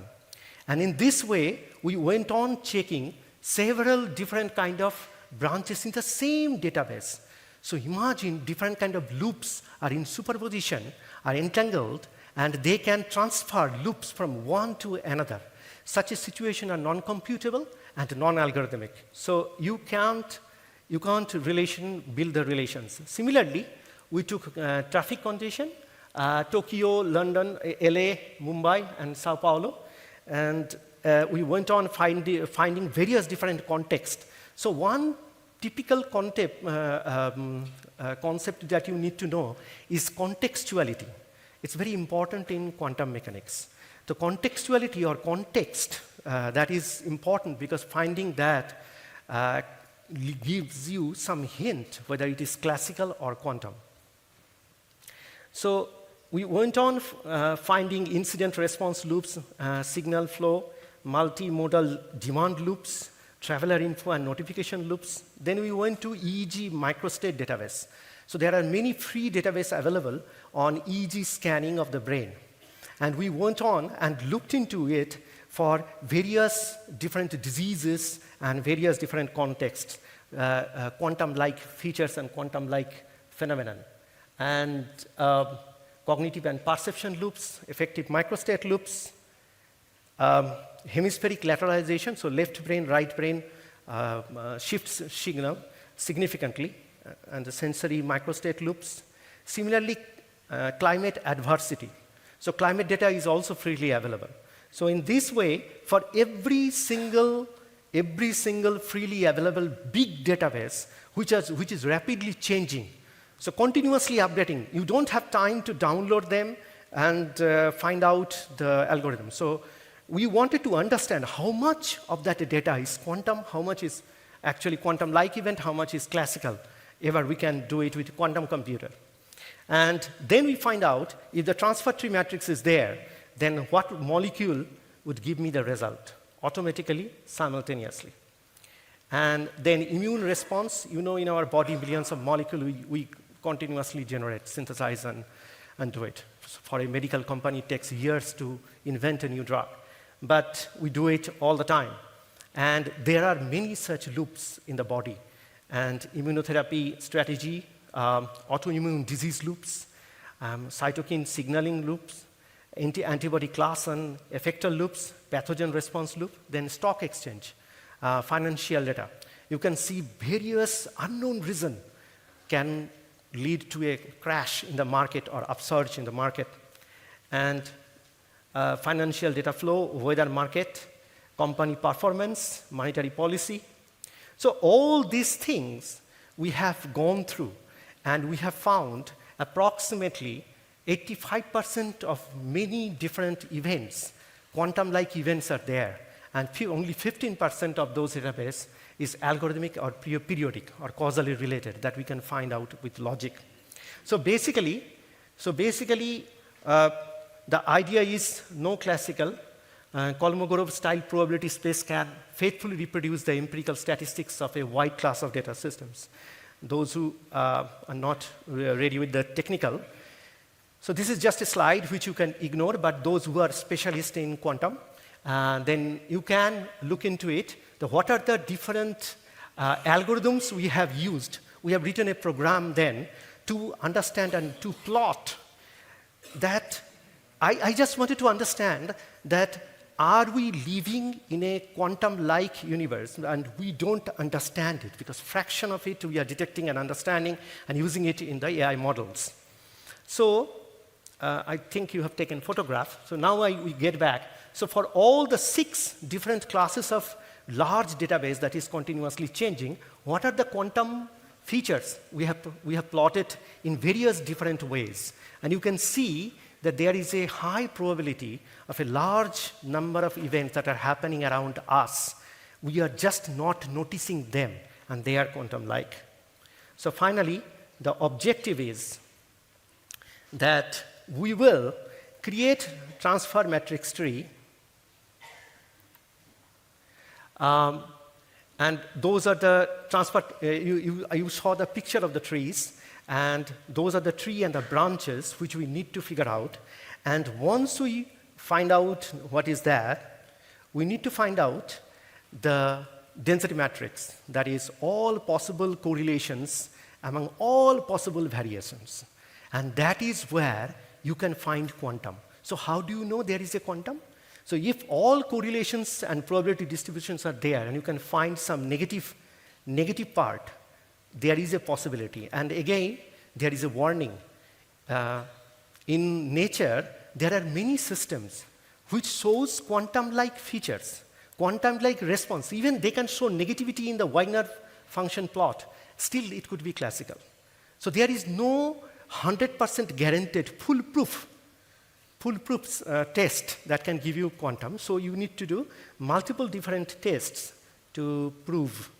Now, after all this, we come to the concept that what would we do? If this is the situation, we are living in a quantum-like world, how do we proceed? So for long, we have been arguing that qubit or bit cannot be the information unit in nature. And we have been measuring microtubules, proteins, neurons, and for nearly 20 years. So we are arguing that if you want to write information in nature, you need a 6-dimensional polyatomic time crystal. What is that? Space should be not linear, it should be curved. And 2-dimension, it should be curved space. So imagine a bowl on which you should have to put the loops, spatial. Then fractal space. In the cube, you need to have singularity region where you can embed. And time should be, again, loop. It should not be like past, present, future, but it is trying to come back. Multi-clock universe, that is different clock sizes, different universes. So I will show you, even in the database, when we were checking different kind of free database in the world, we were finding different kind of clock definitions at different levels. And non-commutative time, that means different combinations of clocks come together and then generate the data. Why we need this kind of unit of information? This will help us to grab the information with our eyes, with our ears, with our existing sensors. We cannot grab the quantum-like events, but quantum-like events are very easy to grab in their systems. So we first learned from microtubule, but we tested. So we patented this in 2016, and we went on building several systems. So finally,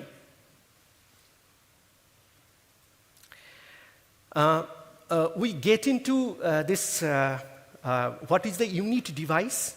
The unit device is a helical system, and it can generate a hologram.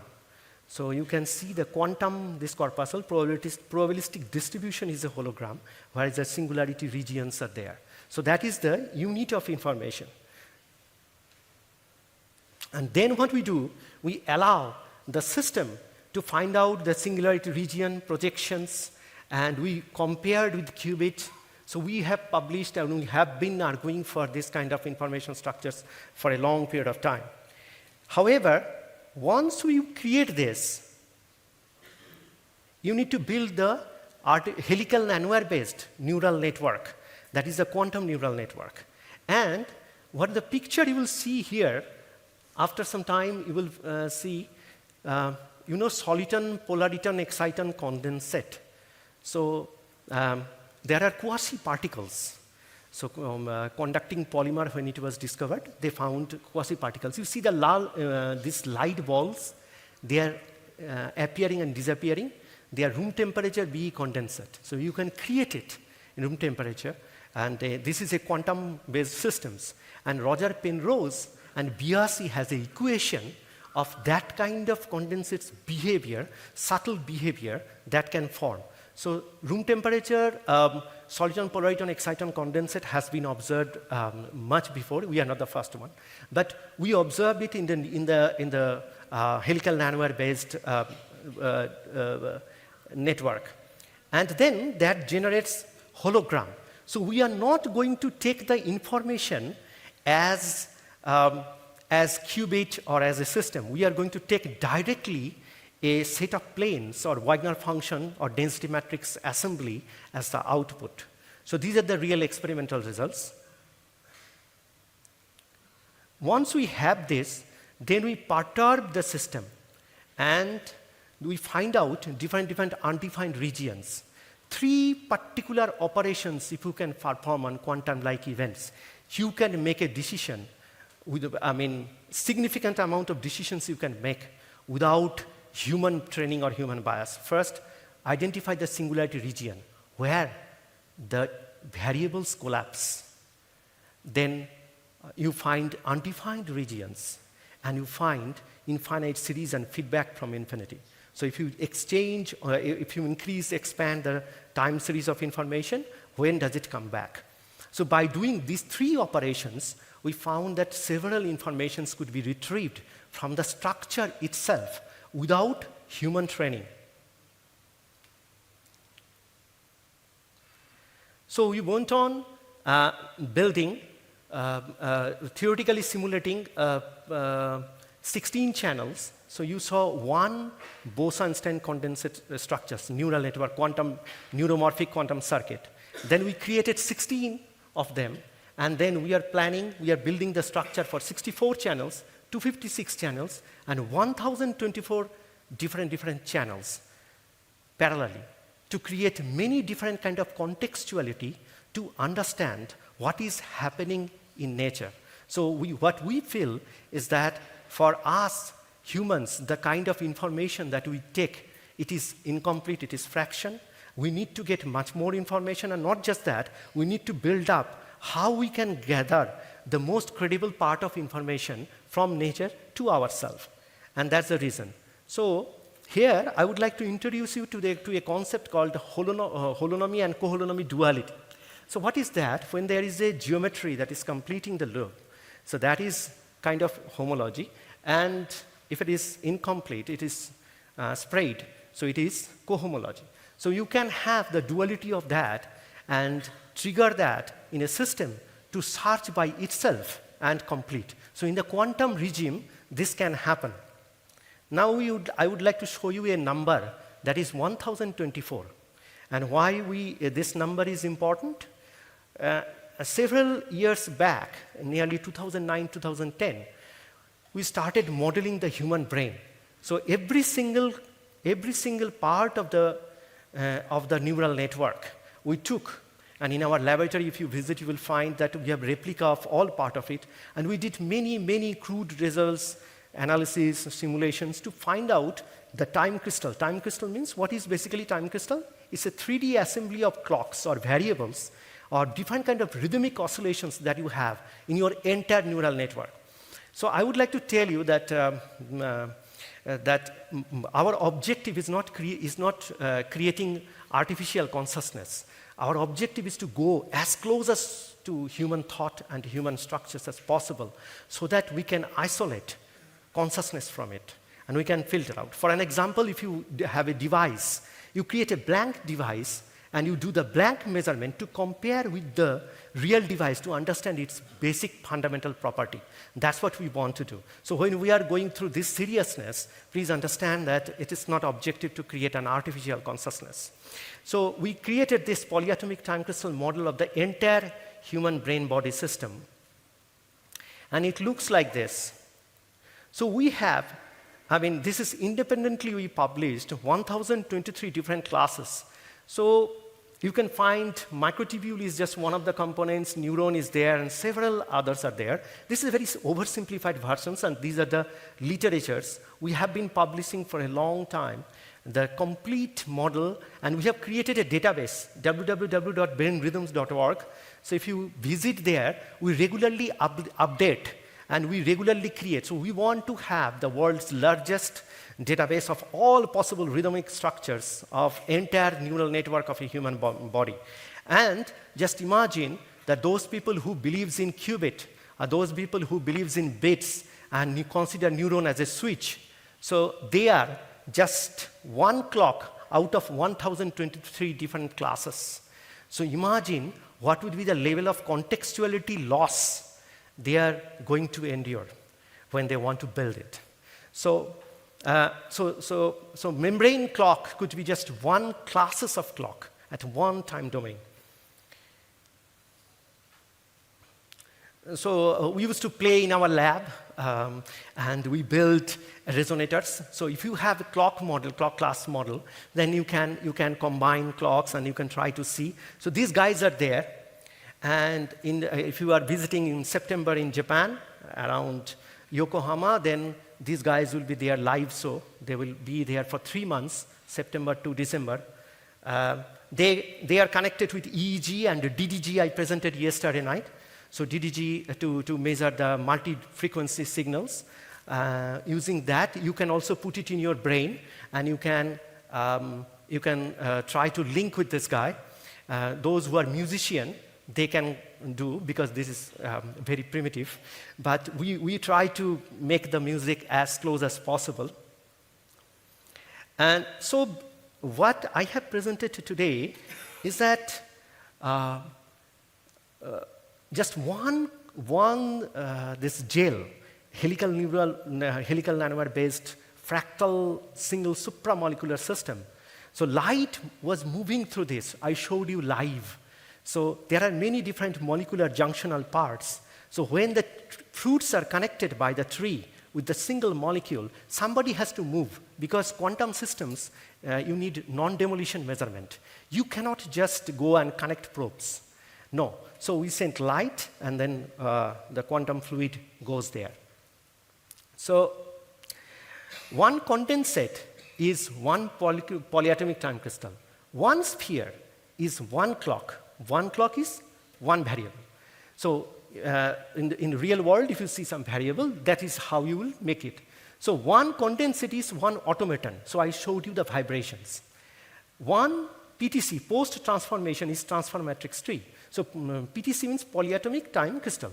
So after the transformation, after it goes to the gel and reads the tree and the transfer matrix tree, then it is able to tell you to link quantum-like events, which consists 85% of the events that are happening in nature. Then we understood that it is not very powerful. So we went on creating quaternion, 16 channels. So 16 different condensates coming together and linking together and operating together. So in this case, 8 human makes a good conscious group. If you go to the previous TSC, my lectures, I gave on DDG why it is important to group the human different brains. Four humans' brains need to be connected with the DDG, and multi-frequency oscillations of 8 to 12 humans gives you the invariants that you need for cognitive expressions. So from there, we learned that 8 different kind of variations are needed.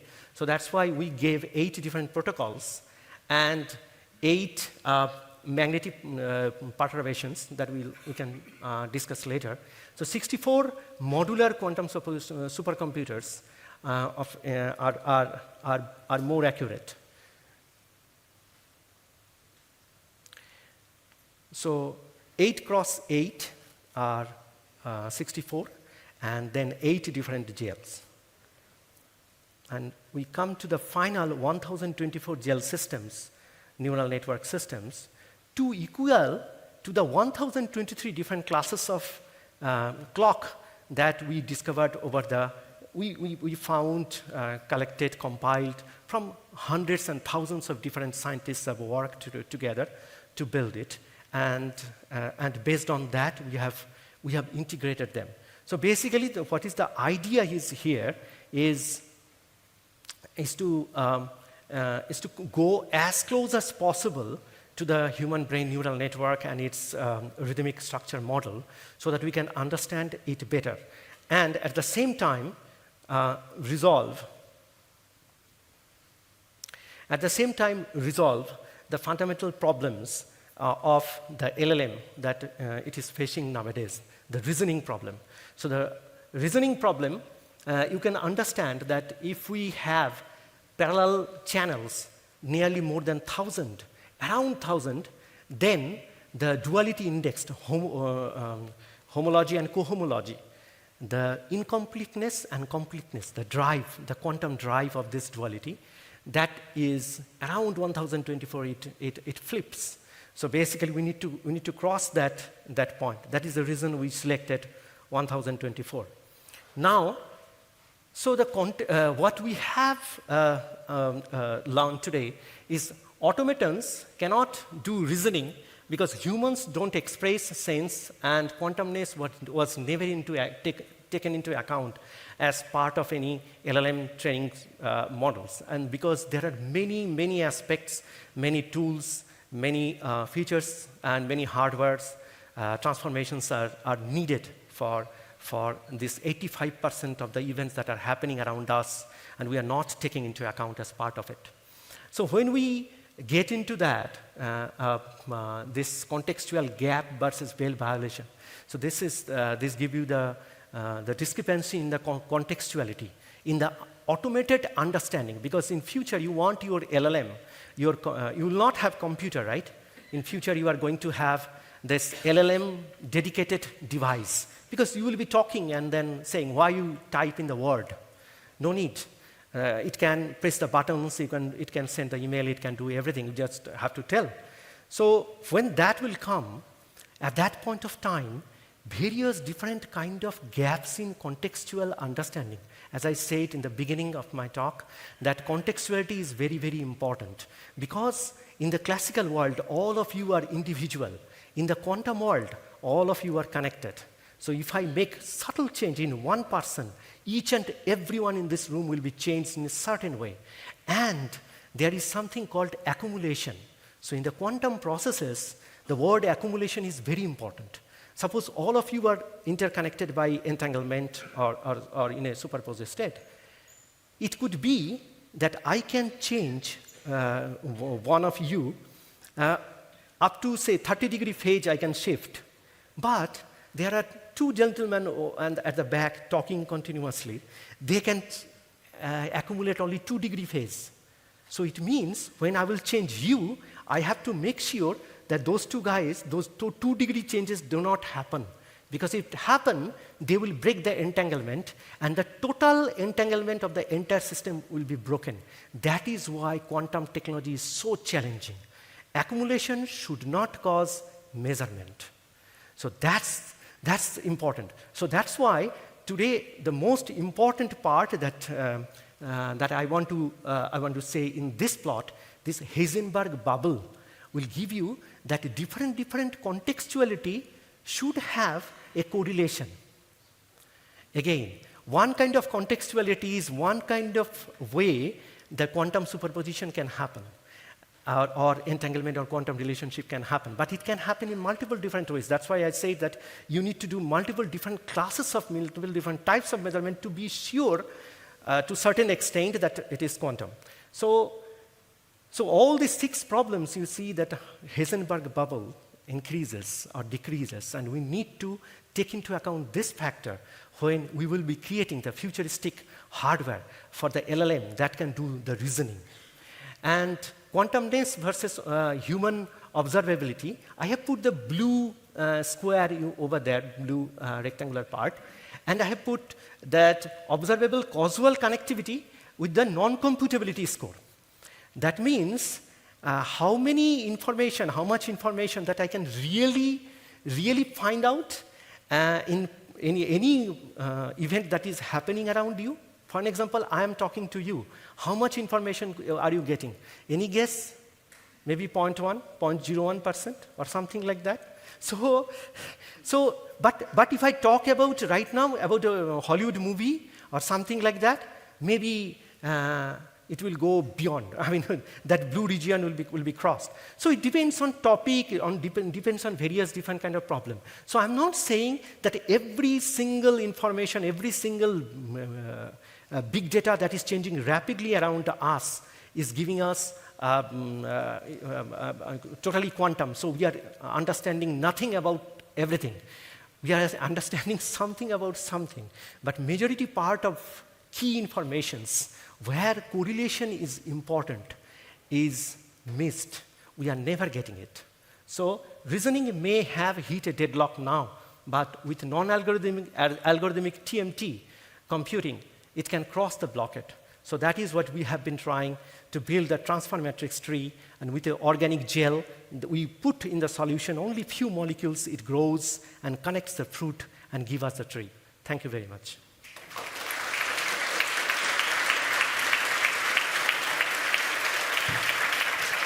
Thank you very much, Anirban. Well, we can take a couple of questions from the room, and then we'll do logistics, and then we will do break. So, you good there, Anirban? Okay, question, yeah. Hi, Anirban. This is a DDG question. So I know. What were you doing yesterday? You mentioned DDG once. Oh, yes. So it's relevant. My fault. Yeah. That is contextuality, no? Yes. Oh, yeah. Well, I'm just curious, how many simultaneous frequency levels can you measure on a human being at once, from like hertz to terahertz? And how does that, like how many leads? There is something interesting feature about humans. Humans, some of the time zones are dark, does not exist for humans. Some of the time zones exist. So there is almost like atomic orbitals. You have some of the restricted orbitals and unrestricted transitions in many different complexes. Similarly, humans also have that.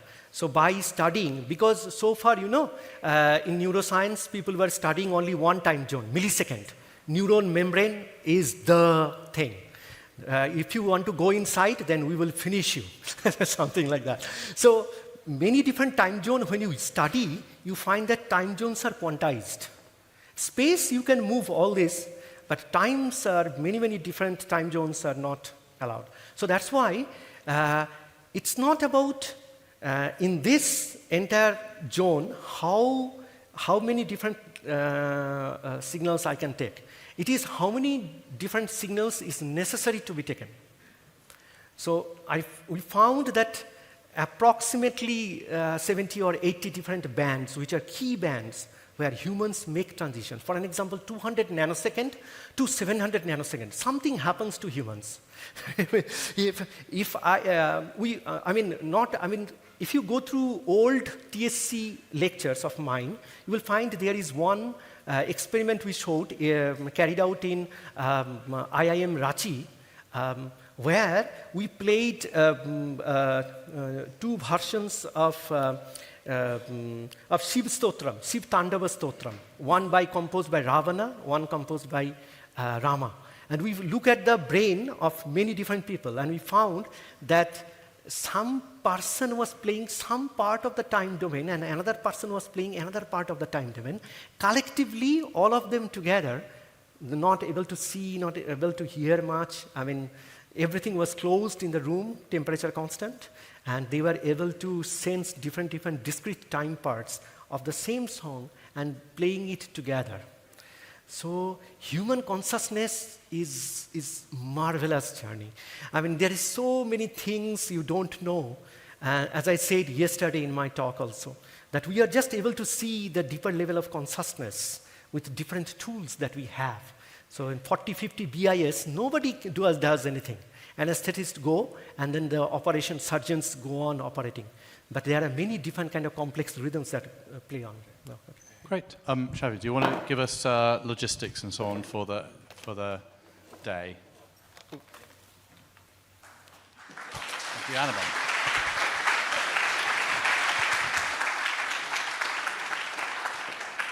Thank you, everyone. I'll try to be brief. First of all, I wanted to give you my most heartfelt welcome for coming here all the way from faraway places, many of you. It's for us an honor to be hosting this conference. By the way, my name is Xavi Ginesta. I'm one of the local organizers. And as I was saying, we're really honored to do this. I think it's probably it's important that I tell you a little bit about the story of how this event got connected with the Festival of Consciousness, so you understand where we're coming from. And this all started a couple of years ago when we invited Stuart Hameroff to our festival, and he liked it, so he invited me to go to his conference. I went last year in Arizona, and we had this idea that why don't we put the two events back to back? Because after all, this event, this conference, is all about understanding the nature of consciousness, whereas the festival is more about sensing it, feeling it, experiencing how consciousness unfolds through humanity through its different dimensions, whether business, education, spirituality, art, etc. Right? So there are two different types of events, but very complementary. And we thought, let's do it. Let's do it. Also, very interesting, I'm realizing now that this event has a very, let's say, masculine energy. There's more men than women, whereas the festival is the other way around. It's like 70% of the attendees are women. So it's two different types of complementary energy going on. So I'm really excited and thrilled to see what happens, how the magic unfolds when the power of these two brother events comes together at the same place at the same time, and we see synchronicities happening in completely unexpected ways. I'm really, really very interested to see how this happens. So also in order to set expectations, because you're a very scientific community, I wanted to let you know that the crowd that comes to the festival every year, this is going to be the 4th edition of the festival, most of them, not all of them, but most of them don't believe in the hard problem of consciousness. For them, it's a very simple problem. It's not a problem at all. To put it in scientific terms, it's like, it's as simple as understanding what the scientific community, not everyone, but most of the scientific community has been doing in the last years. Imagine all the scientists like flashlights pointing in all directions, trying to find the source of their own light, okay? That's how many of the people at the festival understand consciousness. We're looking in the wrong direction, and we need to start looking inside. So that's what you're gonna meet there. I know that many people here are like that, but many others are not, and that's the beauty of this event. What I liked when I went to Arizona, to Tucson last year, is the openness of different viewpoints, and that's what's really enhancing. Nobody has the absolute truth. So opening up our minds to come together, share opinions without fighting each other, just sharing opinions and appreciating the truth that's in everyone's opinion is what we're looking for. So that's what we're going to be trying to do during this whole week. And before letting you go to the break, I just wanted to make a couple of logistic announcements, which I didn't make this morning because there were very few people, and I thought if I say it now, nobody's going to get it, and they'll come after me for the whole conference, so I'll say it now. So in terms of people attending, this is kind of record-breaking. We're more than 700 people registered. Originally, we intended this to be 500 or 550 at most, because that's the hotel's capacity. But over 2 months ago, we were sold out. And there were so many people bombing us with requests to register that we said, okay, what can we do to get more people in? So we decided to stream this room down to the Barcelona room in the first floor. So today this is full and we fit in comfortably, but tomorrow probably there will be more people because there's only 500 people that fit in here. So if you come in for a session and this is full, the same session is being live streamed in the first floor. So we have like 150 extra seats there to make sure everybody fits in. So I hope you appreciate our effort. Many of you that maybe complain that you're not here and you're downstairs probably got in thanks to this decision to stream the plenary sessions in a different room. So that's the first thing. The second thing, as you've probably noticed, the program is extremely intensive. It's extremely intense. We start like at 7 a.m. and end like by 10. So this is really strong. There's almost no breaks and not so much time for lunch. We do provide a finger food, little finger food event. It's not a proper dinner, usually at 7:30, but at least we provide some snacks. At lunchtime, the options you have is the same hotel has a restaurant on the 13th floor, I believe. And across the street, there's a mall with dozens of restaurants that you can quickly get something, grab something to eat, and come back in time for the next session.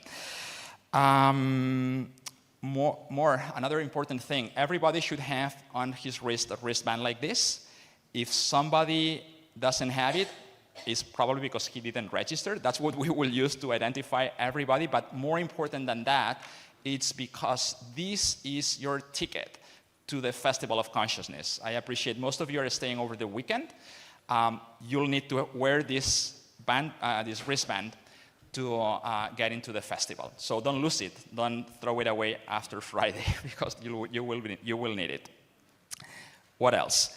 One last word about volunteers. The Festival of Consciousness is made possible thanks to almost 200 volunteers that contribute to the event. We borrowed like 15 of them. You'll see them around with the yeshiva is over there, this white shirt with a white kind of logo. Those are the volunteers. Reach out to them for any help you may need, finding rooms or whatever, that they are here to help. Beyond that, what I wanted to say about volunteerism is the following. Some people ask me why this event is so expensive. And I wanted to say a word about that.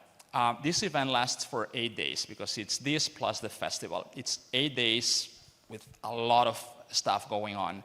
So it comes down for less than 100 euros per day.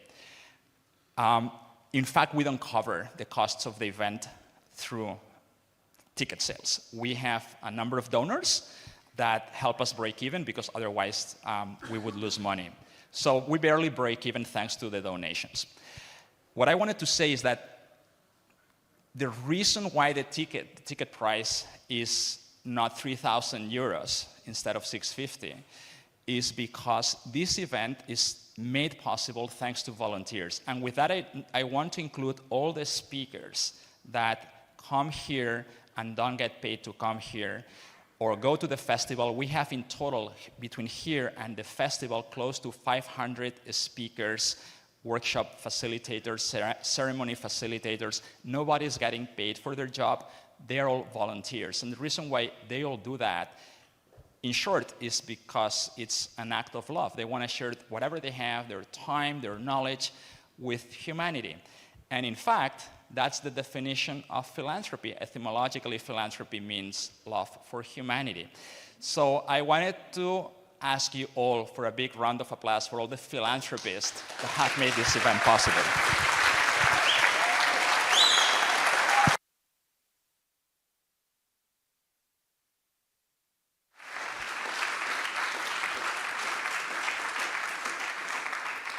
And with that, you're free to go. Thank you.